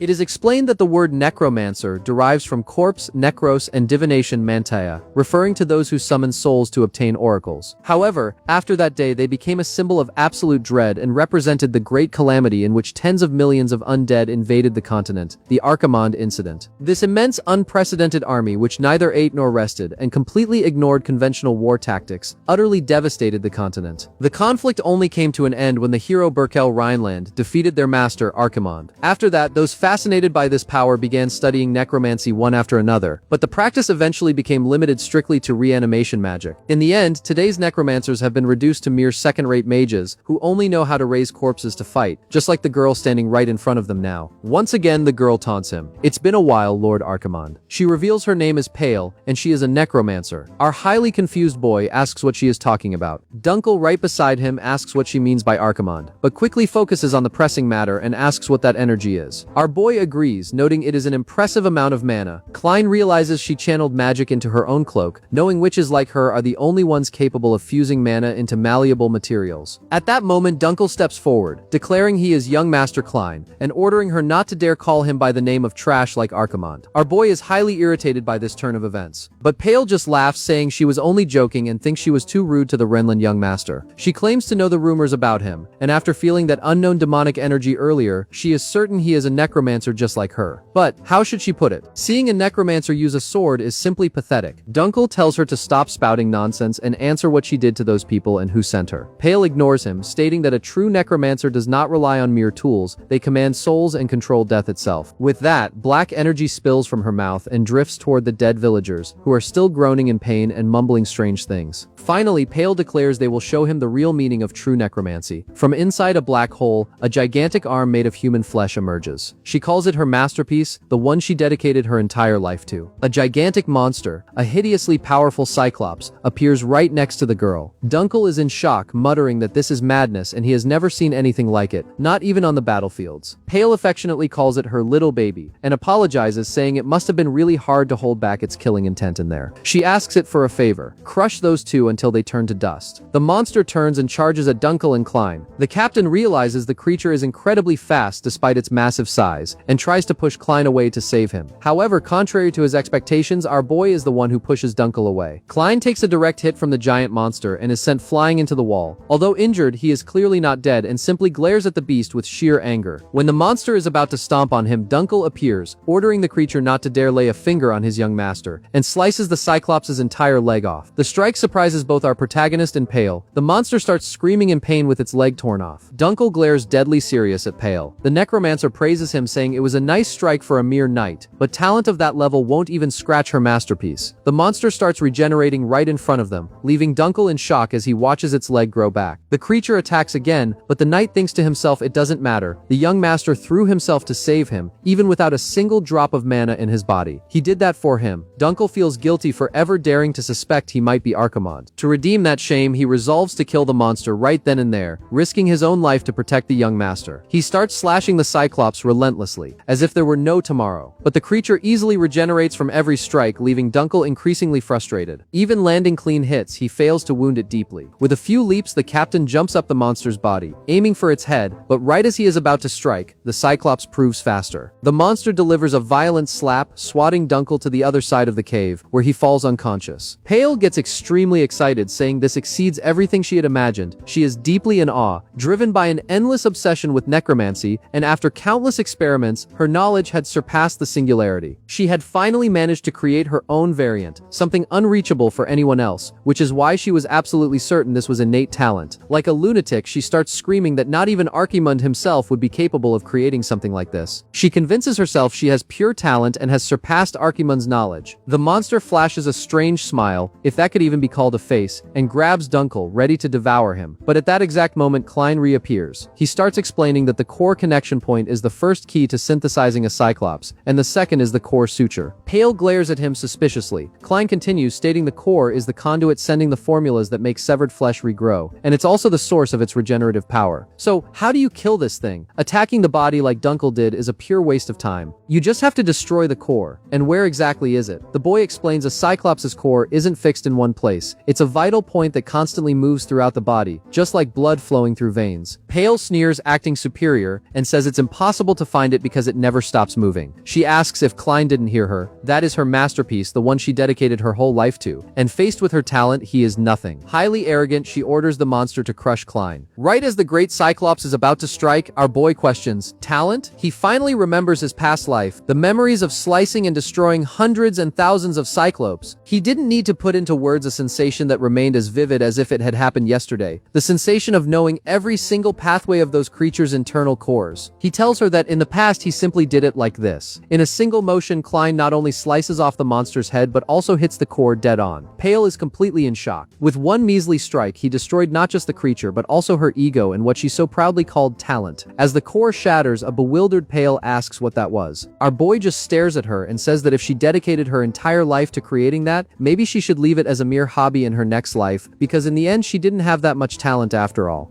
It is often said that death is like falling asleep, just as a body overwhelmed by fatigue is freed from the weight of daily life. Perhaps a body overwhelmed by life is also freed from its karma. But for Pale, things are completely ruined. She finally opens her eyes and finds herself in a completely unknown place. She wonders where she is and why there are several coffins floating right above her head. Highly anxious, she stands up and asks if anyone is there. Finally, someone appears, noting that she has woken up. He explains that this is the place beyond the world where souls arrive, what he calls the afterlife. Pale glares at the being, demanding to know what he means by afterlife, telling him to stop spouting nonsense and get her out of there. However, our protagonist appears right above her, revealing himself to be the Lord of Death, the master who commands the dead. He warns her that if she wants to leave so badly, it means she hasn't grasped her true situation yet. He suggests they start the judgment for her sins immediately, leaving Pale even more tense. He reveals his name is Archimonde. This fills her with dread. More than fearing the judgment, she panics simply because he called himself Archimonde. Pale knows that name very well. In necromancy textbooks, he is a recorded historical disaster, the monarch who raised an unprecedented army of death, the so-called demon of the continent. He is the beginning and the end of all necromancy, the one who commanded tens of millions of undead, the great king of necromancers. This very king, the revered Lord Archimonde, orders her to step forward, terrifying her even more. He repeats the command to Necromancer Pale. Terrified, she doesn't want to step closer, but finds it bizarre that her body starts moving on its own, as if following his exact commands. Our boy begins his judgment. He declares she turned innocent people into test subjects, kidnapped and tortured them to use as tools, keeping them trapped so they couldn't die, all to satisfy her own selfish desires. Panicking, she screams that this can't be true and asks if Archimonde hasn't been dead for 200 years. Right then, she notices something strange on her hands, wondering what that liquid is. She looks up and stares at the coffin hovering right above her. Archimonde continues his speech, stating she used the dead as tools, so from now on she will become his tool. The coffin, created specifically for her, opens and Pale begins levitating toward it. She begs him to wait at least a minute and stop, wondering how the hell she would become his tool. She vehemently refuses, screaming it's impossible and begging him not to do it. The coffin slams shut. Our boy asks if by any chance she is afraid to die. If so, she can rest easy because they will meet again very soon. With his scythe, he slices the coffin in half, finally killing Pale while she cries in terror, begging him to end her suffering quickly. Back in reality, Pale opens her eyes again and wonders if she is still in the mine. She concludes it was all just a dream and that she didn't actually die. However, right in front of her is Dunkel, completely paralyzed and muttering that this is unbelievable. He can't believe only her head actually survived. Utterly confused, Pale stares at the two of them and starts screaming. Dunkel wonders what the hell that is. Our boy simply observes the situation. Dunkel remembers losing consciousness for a moment and wonders what the hell happened while he was out, and if the young master really did all that by himself. Pale demands to know what is going on. Klein declares that they can start now, and Dunkel agrees. The necromancer asks what he is doing and why she is like this. Our boy just asks how she feels, and if she is finally coming to her senses. She glares at him, extremely tense and silent. Klein notes that by now she must have realized her situation. It finally clicks, and Pale notices Klein's voice sounds different. She recognizes Archimonde's voice and remembers the promise that they would meet again. She realizes it wasn't a dream and that the rumors about Klein Rhineland being Lord Archimonde were true. She tries to say his name, but Klein tells her to shut her mouth and stay quiet because he needs information. He demands to know who sent her to the north, how many of them there are, where they were sent, and why. He warns her she must spill everything. If she cooperates, she gets a painless death, but if she refuses, he will grant her eternal life. This terrifies her, and she asks what he means by eternal life. He confirms she will live forever in that exact state, just as ahead, and challenges her, saying he wants to see how much longer she can endure without shedding a single tear. A few hours pass, and they gather plenty of information. Dunkel calmly writes it all down, noting he recorded every single word. Our boy asks if they're done and decides it's time to leave, as he is sick of this mine. The girl asks him to wait, wondering what he is going to do with her, reminding him she answered everything exactly as ordered. With a smile, our boy confirms he indeed promised to kill her. Crying tears of joy over finally being able to die, Pale thanks the heavens. She knows she is definitely going to hell, but figures death will at least bring her relief. Klein tells her not to worry as he always keeps his promises. He starts casting his magic and asks her to hold on for about a week. Instantly, Pale feels the strange movement of tiny legs. When she realizes it, it's cockroaches. Klein tells her the insects will take very good care of her until she dies, as they will be the executioners of her sentence. Sheer panic takes over Pale's head, and she desperately begs him not to do this, screaming to keep the bugs away and that she doesn't want such a painful end. Our boy brushes it off like it's nothing, merely thanking Pale for becoming his tool. Driven completely mad, she starts calling him Archimonde, screaming that he is a cursed absolute monster. The next day, back at the Rhineland estate, Duke Henkel reads the report. The document states the Empire released necromancers in the north, and the Holy Order turned a blind eye to it. He asks Klein if this is true. Our boy confirms it, saying the situation is exactly as written. He explains the undead in the mine, including the test subjects totaled around 150, and nearly 30 people vanished just in the village they visited. This means the crisis must be even worse elsewhere. Furthermore, since the nobles are too busy with power struggles, they aren't even aware of the problem. The Duke summons his butler, Berkman, and orders him to dispatch the night order to the locations Klein mentioned. Berkman agrees and asks if he should request reinforcements at the border as well. The Duke tells him to send a letter, noting that acting is better than doing nothing. He turns his attention back to his son, praising him for doing something great. The boy deflects, saying it was just a stroke of luck and that he would have died out there if not for Dunkel. Internally, Klein knows the situation has grown complicated,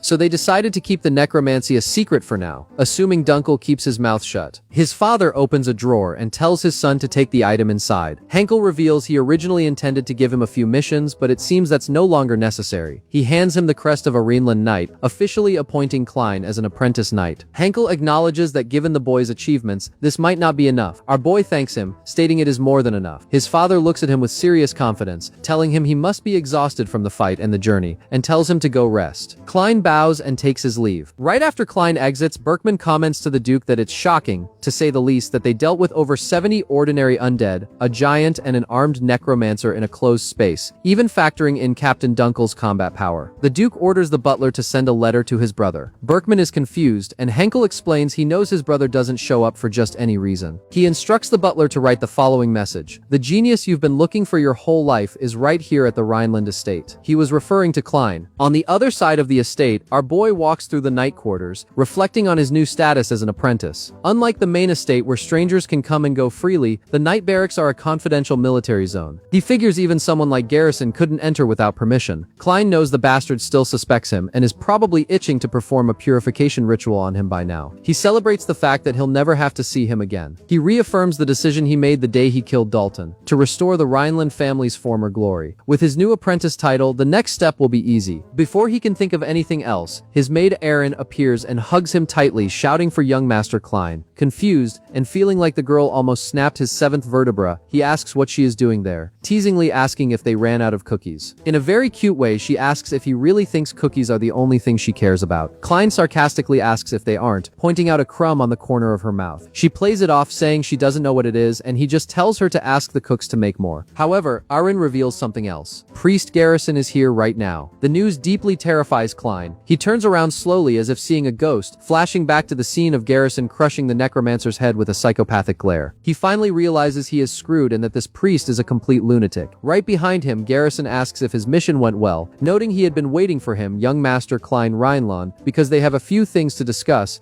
Right after this, the scene cuts to Klein's past. Several estate servants were looking for him, asking where he was. They gathered to check if there was any sign of young Master Klein. One of them notes he doesn't seem to be around, and another comments there's nothing on the other side either. A servant grumbles that the situation is terrible, as it's almost time for the purification ritual and he vanished out of nowhere. Little did they know, young Klein was hiding in a tree. He listened to the servants saying Priest Garrison would be furious but would forgive him if he showed up now. Back then, Klein knew this was impossible. That lunatic bastard did the exact same thing last time before hanging him upside down. The nearby servants agree to return to the mansion. Meanwhile, our boy just mentally begs for them to get out of there as fast as possible. At night, Klein continues sleeping peacefully in the tree but suddenly has a nightmare about Garrison, begging him to stop. Waking up and looking at the sky, he realizes it's nighttime and concludes he fell asleep. He mutters to himself that the search party must have given up by now, meaning it's time to head back. But as he climbs down the massive tree, he hears a terrifying noise. Looking closely, he sees several northern grizzly bears accompanied by two cubs. Our boy recalls that the grizzly bear is an apex predator native to the region, incredibly aggressive and prone to cruel hunting. Their claws are specifically built to shred and debone meat. Without his necromancy, he would be nothing but a snack for the beasts, leaving him no choice but to wait until they leave. He starts grumbling that the damn northern weather sucks. He remembers the northerners who died so unjustly. Now even reincarnated into the family of the hero who killed him, he is still living a life on the run. Klein reminisces about the past, when the three heroes hunted him down, comparing it to his second life where people call him a cursed child. Sadly, he mutters to himself that this place is too cold and falls asleep once again. He wakes up again, but this time on Garrison's back, being carried back to the mansion. Noticing the boy is awake, Garrison asks if he is alright. Dazed, our boy asks if he froze to death and if by any chance this is hell. Garrison laughs, replying of course not. He is simply taking him back after finding him unconscious in the tree. Klein points out there were grizzly bears around it, but the priest tells him not to worry as he already took care of the beasts. Our boy demands to be put down, stating he'd rather die than be carried by a lunatic like him. But the priest warns that Klein is burning with a fever and should just stay still for now. Confused, Klein asks why he saved him. If he had left him there, he would have frozen or been eaten, and the boy thought Garrison wanted him dead more than anyone. This makes Garrison pause for a moment. He explains that a star does not create its own darkness. It simply shines where it is. A young life is the same. It still cannot distinguish right from wrong. He states he has no right to destroy a young being's potential and future. Klein ironically wonders if that was really something the priest should say to him after all the torment he put him through. But the priest continues, warning him, however, if this being chooses to become darkness itself, in other words, if he is the true Archimand he has been looking for all this time, then the young master should be careful, because Garrison will kill him with his own bare hands. Back in the present, our boy faces Priest Garrison once again. The priest greets him, saying it's been a while, young master. Klein replies coldly that it has indeed been a long time, Garrison. The priest agrees, revealing he had to handle a few matters at the order. While there, an old friend gave him something very interesting. He shows Klein a cross cross-shaped capsule. Seeing the blood inside, our boy recognizes it as ectoplasm. Apparently, the priest has been detecting his demonic energy, as Klein knows that is an object meant to contain spiritual energy. Garrison continues, stating a necromancer appeared when Klein was attacked in the forest and that he personally took care of the bastard. But here is the issue. According to that device, there wasn't just the trace of a single necromancer. The object indicates there were two. Our boy notes Garrison's voice is calm as usual, but he can feel his own heart racing. After facing countless masters and monsters in the past, Archimond's intuition is screaming a warning of danger. Klein wonders if he can handle the priest with his current strength. If he uses his skill to copy techniques, he might stand a chance. However, to do that, he would have to survive seeing the technique first. Since he has only just started gaining combat experience in this body, beating a monster like Garrison is nearly impossible. He knows that not even in a million years could he defeat him with his current strength. Dead serious, Garrison orders Klein to use necromancy right here, right now. Confused, our boy asks what he means. The priest explains he is giving him a chance out of respect for their shared history. If what Klein uses is merely a soul return art to control corpses, Garrison will only report the incident to the order. But if it is the original form of necromancy that manipulates souls, the exact same formula used by the man the priest is thinking of, then the boy will not escape death. This surprises our boy, making him realize he is cornered. He begins remembering the voices of those ancient heroes ordering him to die. This fills him with deep indignation. Klein snaps, telling Garrison he is a bastard who did nothing but torture him with holy water under the guise of a purification ritual. However, he laughs, noting it's funny because someone he knew in the past also said something similar about the future of a young being. He mentions that back then he didn't understand what it meant, but when Garrison spoke those words, he understood for a brief moment that this was the justice the priest believed in, and that his actions were not driven by personal hatred. In his thoughts, our boy admits that in the past he was the loser and died because of it, but this time he won't let history repeat itself. Klein asks Garrison if he really wants him to use necromancy here, and if he plans to kill him if he turns out to be Archimond. He declares playtime is over. From now on, he will decide who he becomes, swearing to himself he will never run away again. This stance surprises Garrison more and more. The brute replies that in this case, he has no choice but to force him to use necromancy, preparing to strike. Our boy braces himself, sensing the imminent attack. Worried, he knows he must find a way to dodge quickly or he will die. He figures he only needs to dodge once. When the strike is inches from his eyes, Klein actually manages to evade it. This shocks Garrison, who wonders how the boy pulled that off. But during this movement, the blood capsule falls to the ground. The surrounding crowd of servants starts screaming, wondering what is happening and why the priest is attacking the young master. Klein thinks that if he counterattacks while the priest is distracted, he might have a chance. But to our boy's surprise, before he can even touch his weapon, Garrison appears in front of him, holding the blade and asking if this was what he was looking for. Klein finally realizes the priest disarmed him in a flash. The situation looks desperate. Garrison throws the sword away, commenting that it's highly bizarre for a necromancer to use a sword. Our protagonist understands the bastard truly plans to kill him right here. The priest states Klein doesn't need such a weapon, demanding once again that he use necromancy, and lunges for another attack. But unlike the first time, our boy just smiles, realizing the situation has changed. The attack misses Klein, and Garrison slams head-on into the mansion walls, completely shattering them and creating a massive crater. The impact shocks all the nearby servants. When the dust finally settles, Garrison realizes what happened. The people around them scream for the guards. Garrison glares at the figure and asks what he is doing here. Standing right in front of Klein is his own father. The 7th Duke of the Rhineland family demands the priest explain in detail what he wants before his sword strikes him down. And this time, Duke Henkel Rhineland has indeed unleashed his murderous aura.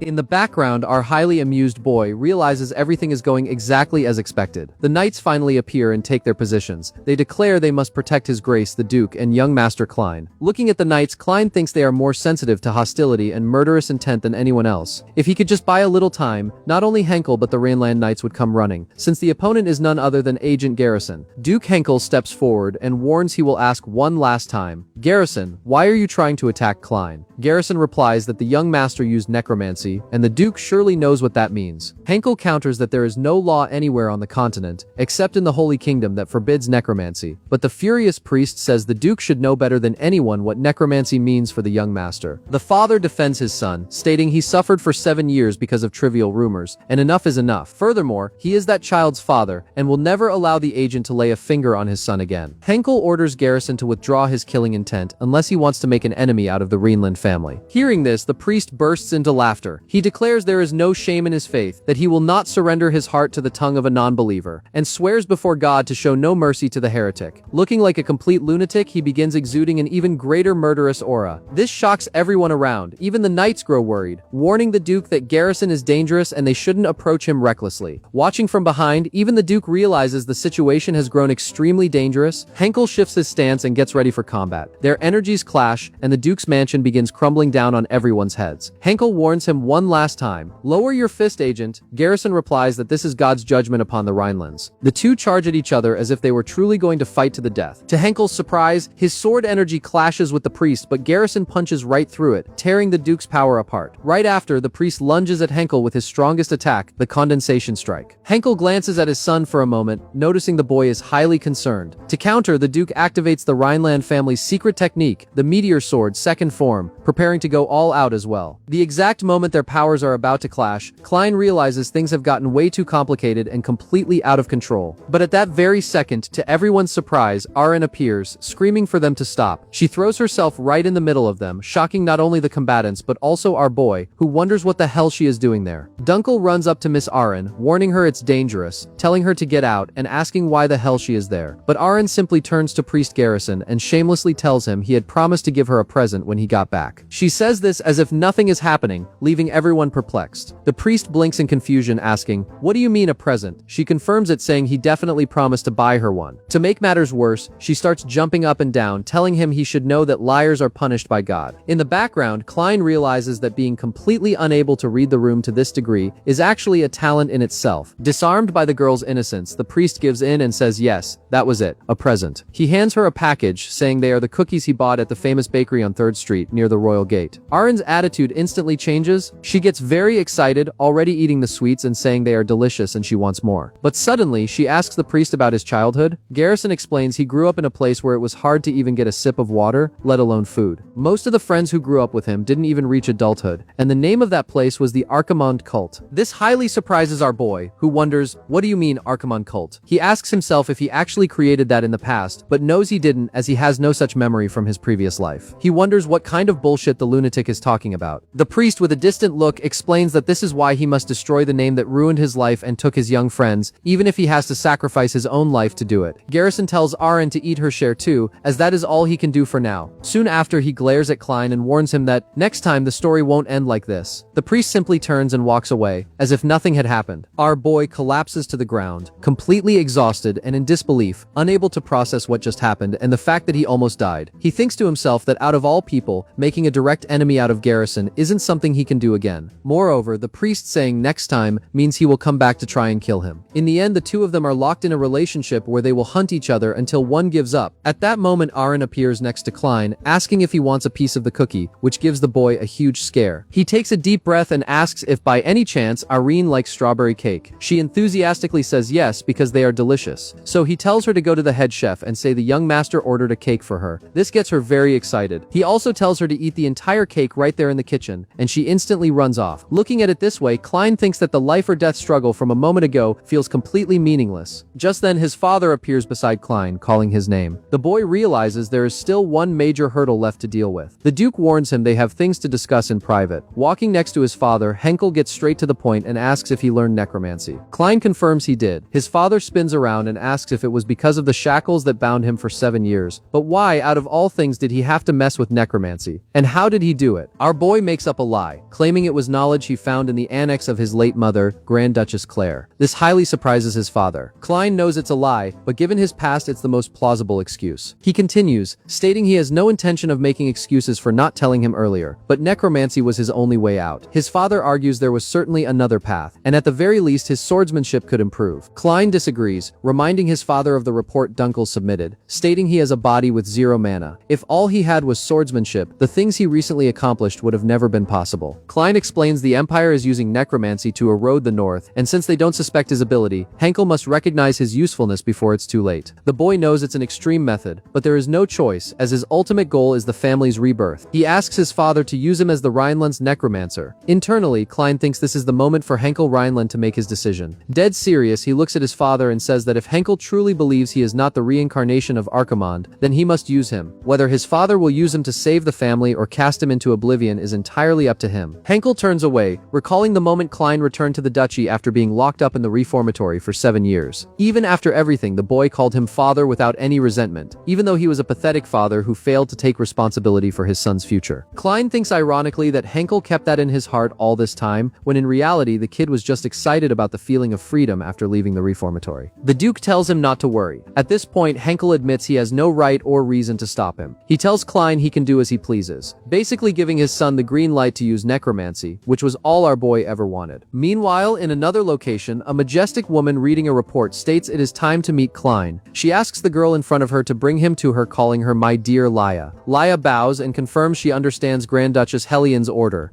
Time passed, and at night in a certain village, a sudden attack occurs. A huge brute appears, destroying a house and killing several people. The guards wonder what the hell that guy is, since not even the local mercenary group was a match for him. The people around scream, calling him a monster, and he certainly looked like one. The guards stand up again and in a last-ditch effort scream to hell with it and that he must die, charging at the brute once more. Unfortunately, the guard takes a brutal punch that deforms his face and throws him to the other side of the village. The only surviving guard starts running, overwhelmed by fear. The giant grabs a rock and throws it at him, creating a crater right in the middle of his chest. The monster stares at his own hands, highly excited, and mutters that he really liked that. Then he picks up an even larger rock and glares at two children cornered in an alley. A boy was hugging his sister, crying, saying he was terrified and begging her to save him because he didn't want to die there. Obviously, the girl was also terrified. The brute, with a sadistic smile, tells the children not to cry because it will all be over soon. He throws the massive rock to crush them, expecting them to die instantly. But at that exact moment, he feels something strange behind him. Laya appears out of nowhere to attack him, slashing the back of his neck. She clearly aimed for the head. As soon as she lands, she notices the rock about to crush the kids. Laya quickly dashes past him and with a powerful kick, knocks the rock aside. She tells the children to hide because the place is too dangerous. While she watches the two run to safety, the monster charges at her. To the brute's surprise, before the strike can hit her, Laya dodges in midair. But as soon as she lands, the monster appears right behind her, ready to crush her with his fists. Laughing and highly excited, he says this is her end, but also praises her strength. Once again, Laya manages to block the attack using the shaft of her spear, which almost snaps in half from the impact. Even her block managed to wound the monster's body. With a swift spear movement, she strikes him and throws him to the other side of the village, sending him crashing hard against a house. Even wounded, the monster remains excited, laughing and saying that one actually hurt a little, but unluckily for him, Laya's spear had already been thrown his way. The brute's reaction was too slow, and the spear sinks deep into his stomach. Even on the verge of death, he keeps smiling. Laya walks up to him as if it were nothing. The other guards run toward her, and one of them reports that this is already the third time this month something like this has happened. The symptoms are always the same: sudden rage, superhuman strength, and eyewitness accounts of strange veins on the attackers' bodies. The monster, still agonizing, starts laughing and says anyone can get strong if they have that, even stronger than the Archimon from 200 years ago. To his surprise, Laya brutally yanks her spear out and states that no one can become Archimon, and trash like him isn't even worthy of uttering that name. She declares that whatever that is, she will investigate it herself and tear the evil out by its roots. Back at the Rhineland estate, the mansion was completely destroyed. The servants try to rebuild it little by little. One of them comments on the deplorable state of the walls but admits that, considering the scale of the fight that day, it was a relief they were still alive. The other retorts that relief is bullshit because if it wasn't for His Grace Duke Henkel, the entire mansion would have been blown away. One of the servants asks if it's really true that little Arin threw herself in the middle of the fight to stop them, acting like she was their mother. His colleague answers of course not, wondering what kind of strength a little girl like that would have. As they talk, Arin walks past them very innocently, as if nothing had happened, and the servant thinks the girl is getting weirder and weirder. In Klein's office, Arin walks in without even knocking, telling the young master she brought his books. Klein watches her from a distance. She stares at him and casually says he looks very handsome today, so beautiful that women won't leave him alone and will all want to harass him. Astonished, our boy asks where she learns these things. Arin explains she heard the maids talking about a book called The Prince Charming Wouldn't Be Like This. Klein sighs and warns her that next time she wants to read something, she should bring a fairy tale book, and he will read it to her himself. But for now, he will be very busy. On that exact day, a week had passed since Henkel's confrontation with Garrison. In that brief physical clash, several parts of the mansion were destroyed, and the impact was so great that the repairs were already taking days. Our boy knows he would have died too if it weren't for Arin's absurd intervention. But despite everything, if there was one good thing he gained from it, it was the permission and peace of mind to read his books. Dunkel enters Klein's room, announcing that the medical books and theoretical anatomy manuals have arrived. Our boy remembers that back when he was Archimond, he worked like a slave in the magic tower just to learn a single formula. He bent over backwards and plotted complex schemes just to get a single torn page from a grimoire, and almost lost his fingers when caught stealing one. In the past, knowledge and studies were inaccessible to anyone who didn't belong to a mage family or the nobility. But now it's different. As a noble, he can obtain knowledge from any field he desires. Flipping through the books, Klein realizes it was exactly as he thought. The old hypothesis was wrong, and the correlation between the mana circulatory system and human blood vessels had been refuted. excited. After all, 200 years had passed since his death. New discoveries, new hypotheses, new mana circuits, and new theories had emerged in the meantime. Reading all of that, he feels a deep sense of ecstasy. It's the first time he's felt anything like this since reincarnating. Highly excited and euphoric, he decides he will absorb absolutely all of this new knowledge. In the background, Aaron and Dunkel observe the boy's excitement, wondering what kind of lunatic he is. Amidst the books, our boy glances at one and thinks of the knight Lundell Rhineland. Dunkel approaches and asks the young master why he is gathering so many anatomy books. Furthermore, he points to a piece of paper and asks what that is. Klein explains it is a spiritual construction formula. Dunkel doesn't understand, and the boy asks if the captain remembers the skeletons he summoned in the mine. If he applies that formula and infuses his demonic energy, Klein demonstrates and a small sand skeleton forms before them, leaving Aaron in awe. Klein explains that the necromancy he uses is a bit special. First, he makes a contract with the soul using demonic energy, and then he uses the mana contained within the soul itself to manifest a spiritual body. Aaron gets very excited staring at the little sand figure. However, the boy explains that most souls cannot manifest a spiritual body more complex than a skeleton, because they basically have zero mana, or, even if they do, they lack a sufficiently developed consciousness for it. Although skeletons have the durability of a solid mana body, their internal structure is very simple. They can understand tactics and execute attack and defense orders like an army, but if they face strong knights or mana users, it's hard to guarantee victory. After all, he himself had to find a way to trick Dalton in the forest. But then he asks the question, what if it isn't an ordinary soul? Dunkel is surprised and asks what he means by that. Our boy explains, what if the soul belonged to a knight with sublime mana? Dunkel freezes, wondering if the boy is suggesting what he thinks he is. Klein smiles and says he doesn't know what the captain is imagining, but he shouldn't worry, as he has no plans to do that right now. In his thoughts, Klein knows such strong souls aren't easy to find, and you'd hardly stumble upon one even after scouring an entire battlefield. Either way, he didn't need it at the moment. Just then, Butler Berkman knocks on the door. He informs young Master Klein that the Fallweavern family sent an invitation, claiming it's about an extremely urgent matter. Fallweavern is Laya's family. Come to think of it, Klein remembers she promised that if he won the duel against the Count's champion, she would give him a kiss. He wonders if the invitation is actually about that. Dunkel finds it strange and asks why there would be an urgent matter only for the young master and not for His Grace the Duke. Berkman explains that the one who sent the invitation was Lady Hellion. This surprises Klein a bit. Dunkel indignantly questions the butler. Is he saying that Hellion, the person who became part of a branch family after marriage,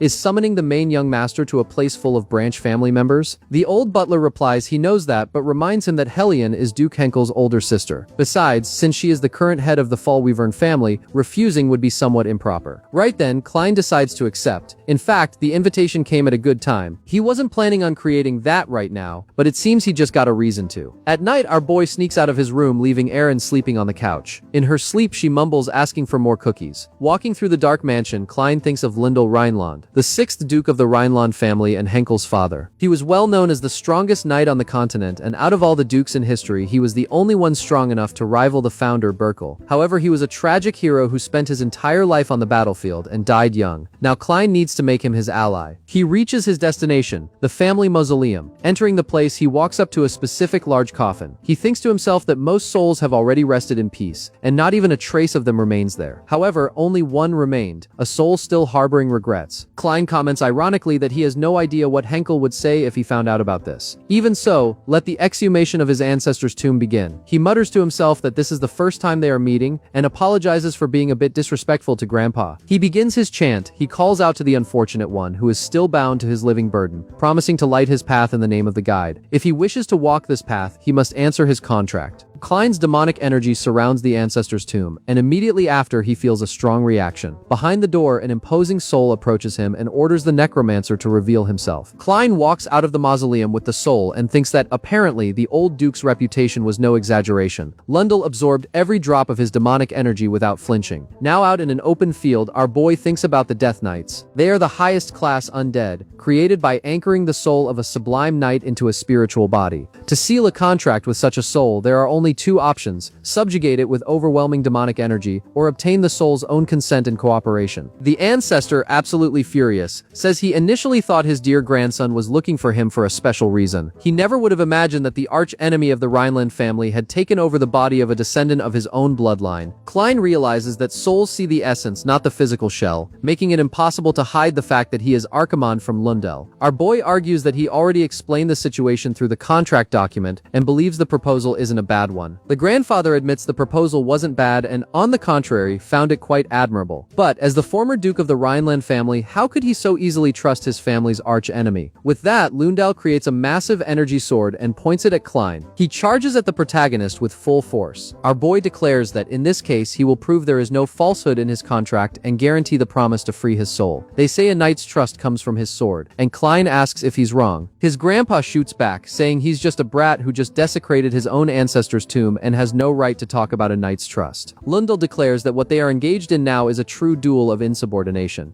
It is explained that 200 years ago, Emperor Meldy established the Empire, the greatest power on the continent, and his long-standing ambition was to rule every corner of that world without exception. But they couldn't easily control the three great independent ducal houses, the Rhinelands of the north, the Fallwyverns of the west, and the Ileses of the east. Thus, the Empire spent a long time preparing a different approach. That approach was none other than Helene, Klein's aunt, Henkel's biological sister, Lia's stepmother, and also the leader of the Branch family's forces. Our boy thinks that the fact she summoned him can only mean one thing. But while he reflects on this, Dunkel appears in the office, announcing he finished organizing the books. Klein praises him and says he plans to move to the Fallwyvern estate in 3 days, asking the captain to prepare for the trip. Dunkel notes that according to the invitation, he is not allowed to accompany the young master, and asks if Klein will be alright alone. Klein admits that actually no, one false move and he might not come back alive. Confused, Dunkel asks why he wants to go then. Klein replies it is the perfect chance to gather information on what Helene is thinking, what she wants from him, and what the true power structure of the Branch family looks like. And, if necessary, he can use his necromancy to turn some of her associates into undead and make them attack each other. Dunkel scolds him, saying he cannot do that because if he acts like that, how would he be any different from the enemies? As a knight, that is unthinkable. Klein interrupts him instantly, asking what is the problem with doing bad things to bad people. He reminds Dunkel of what they witnessed at the Conwell mansion and states the captain knows the situation very well. The Rhineland family is falling apart, and yet those Branch family bastards were living their lives in luxury with the money they wrung out of them. So why the hell is Dunkel coming with that comfortable talk about being a knight? Even so, Dunkel insists the Rhinelands must not abandon their ways. Losing honor and faith to live only for profit is not the path of a knight.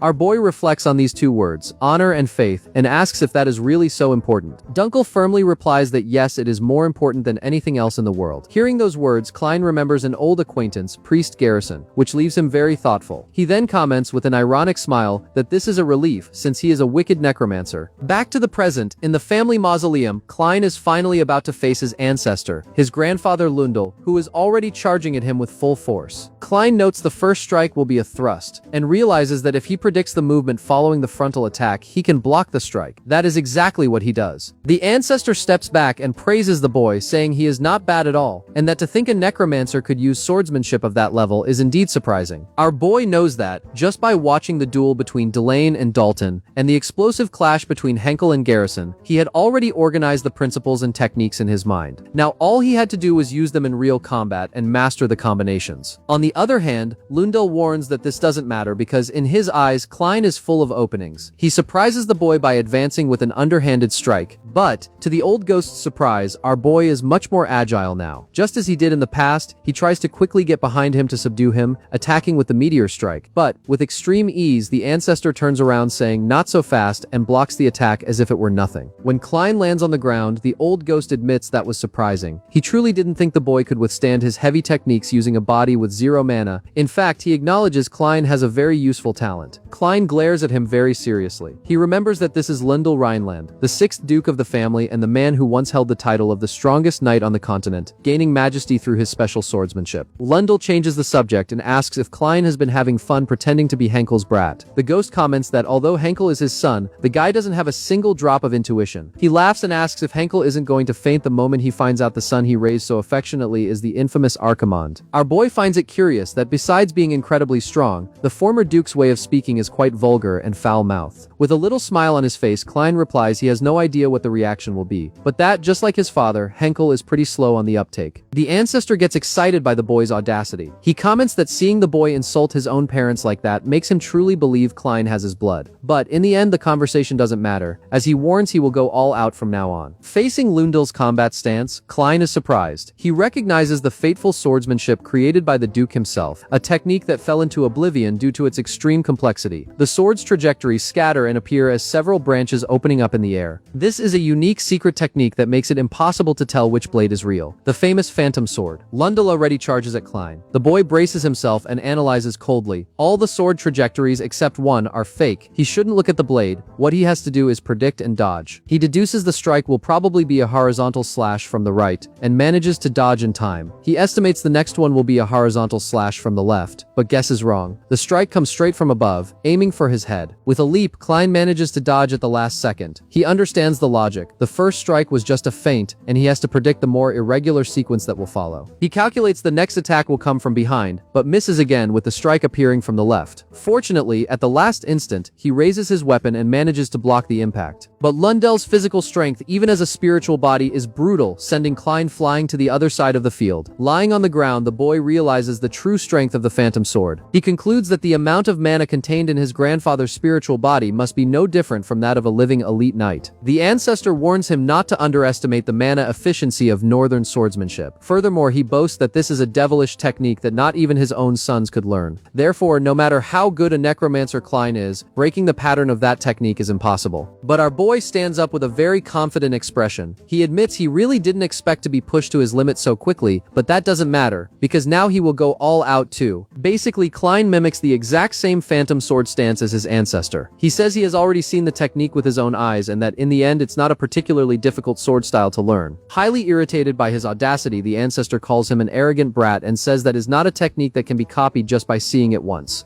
A moment of tense silence falls over the field as the two glare at each other. Lundell prepares himself on one side and Klein waits for the exact moment on the other. Finally, the two charge at each other, activating the phantom sword. Each in their own way, the countless fake blades head straight to clash in the air. When the trajectories meet, the ancestor yells at Archimonde not to be so full of himself. Lundell questions why a necromancer would help his greatest enemy's family, and why he of all people, the mere demon of the continent, would do something like that. Upon hearing the words demon of the continent, our boy hesitates. He stops his attack and is almost killed by his grandfather's strike. Lundell's sword stops mere inches from Klein's head. Confused, the ancestor pulls his weapon back and asks why he did that, since he clearly could have dodged or blocked the strike. Our boy looks at him and answers, honor and faith. The answer surprises the old ghost. Klein continues, saying it seems knights carry those ideals as if they were worth their own lives. He confesses he lived his entire previous life as a dark necromancer and could never understand that. In fact, he found it quite pathetic. But he met someone who suffered the same pain as him and yet made the opposite choice to protect the children's future. Klein warns he doesn't care what Lundell thinks of him. What he really wants is to live and see for himself this future that guy mentioned. Hearing this, the ancestor becomes very thoughtful. He reveals that the reason he became a wandering spirit is due to a deep grudge he couldn't let go of. He states he had no intention of telling a guy like Archimonde what that grudge was. However, perhaps the answer to his bitterness might lie in this future the boy mentioned. Thus, he makes his decision and declares that therefore, he, Lundell Rhineland, will accept the contract. This greatly surprises our boy, who immediately breaks into a sincere smile. Klein is very happy and says that's fine, since resolving unfinished business is a necromancer's job. He warns it will be a mutual contract of equality and not a subordination contract. Klein even offers him to read the terms of the contract one more time just in case. The ancestor dismisses the formality and tells him to forget the terms, suggesting they just make a subordination contract, as it would be faster and easier for both of them. But our boy refuses. He argues he is already turning the soul of a sacred ancestor into a death knight, and if he makes a contract forcing his subordination, he really will be the villain of the story. The ancestor just laughs, asking if Archimonde actually has a conscience now. Lundell hardens his expression and declares, I, Lundell Rhineland, the deceased, entrust my thoughts and grudges to the guide. Our boy raises his hand and continues the oath. I, Archimonde the guide, inherit the thoughts and grudges of the deceased. And until the desire is fulfilled, Archimonde the guide will light your path. The old duke finishes, until the desire is fulfilled, I, Lundell Rhineland, the deceased, shall become your sword. Thus the contract is magically sealed between the two. After a few seconds, the ancestor changes his form, covering himself in the sand body prepared by Klein. He moves around and asks the boy if he will be able to handle the consequences of having him and using him like that. Our boy, overflowing with confidence, watches the sand take shape and answers that since he is moving well, there is no problem. He taunts Lundell, asking why a lingering soul would be so worried about a living person. Klein glares at the new Death Knight, Lundell Rhineland, and asks if he now wants to accompany him to meet his dear aunt.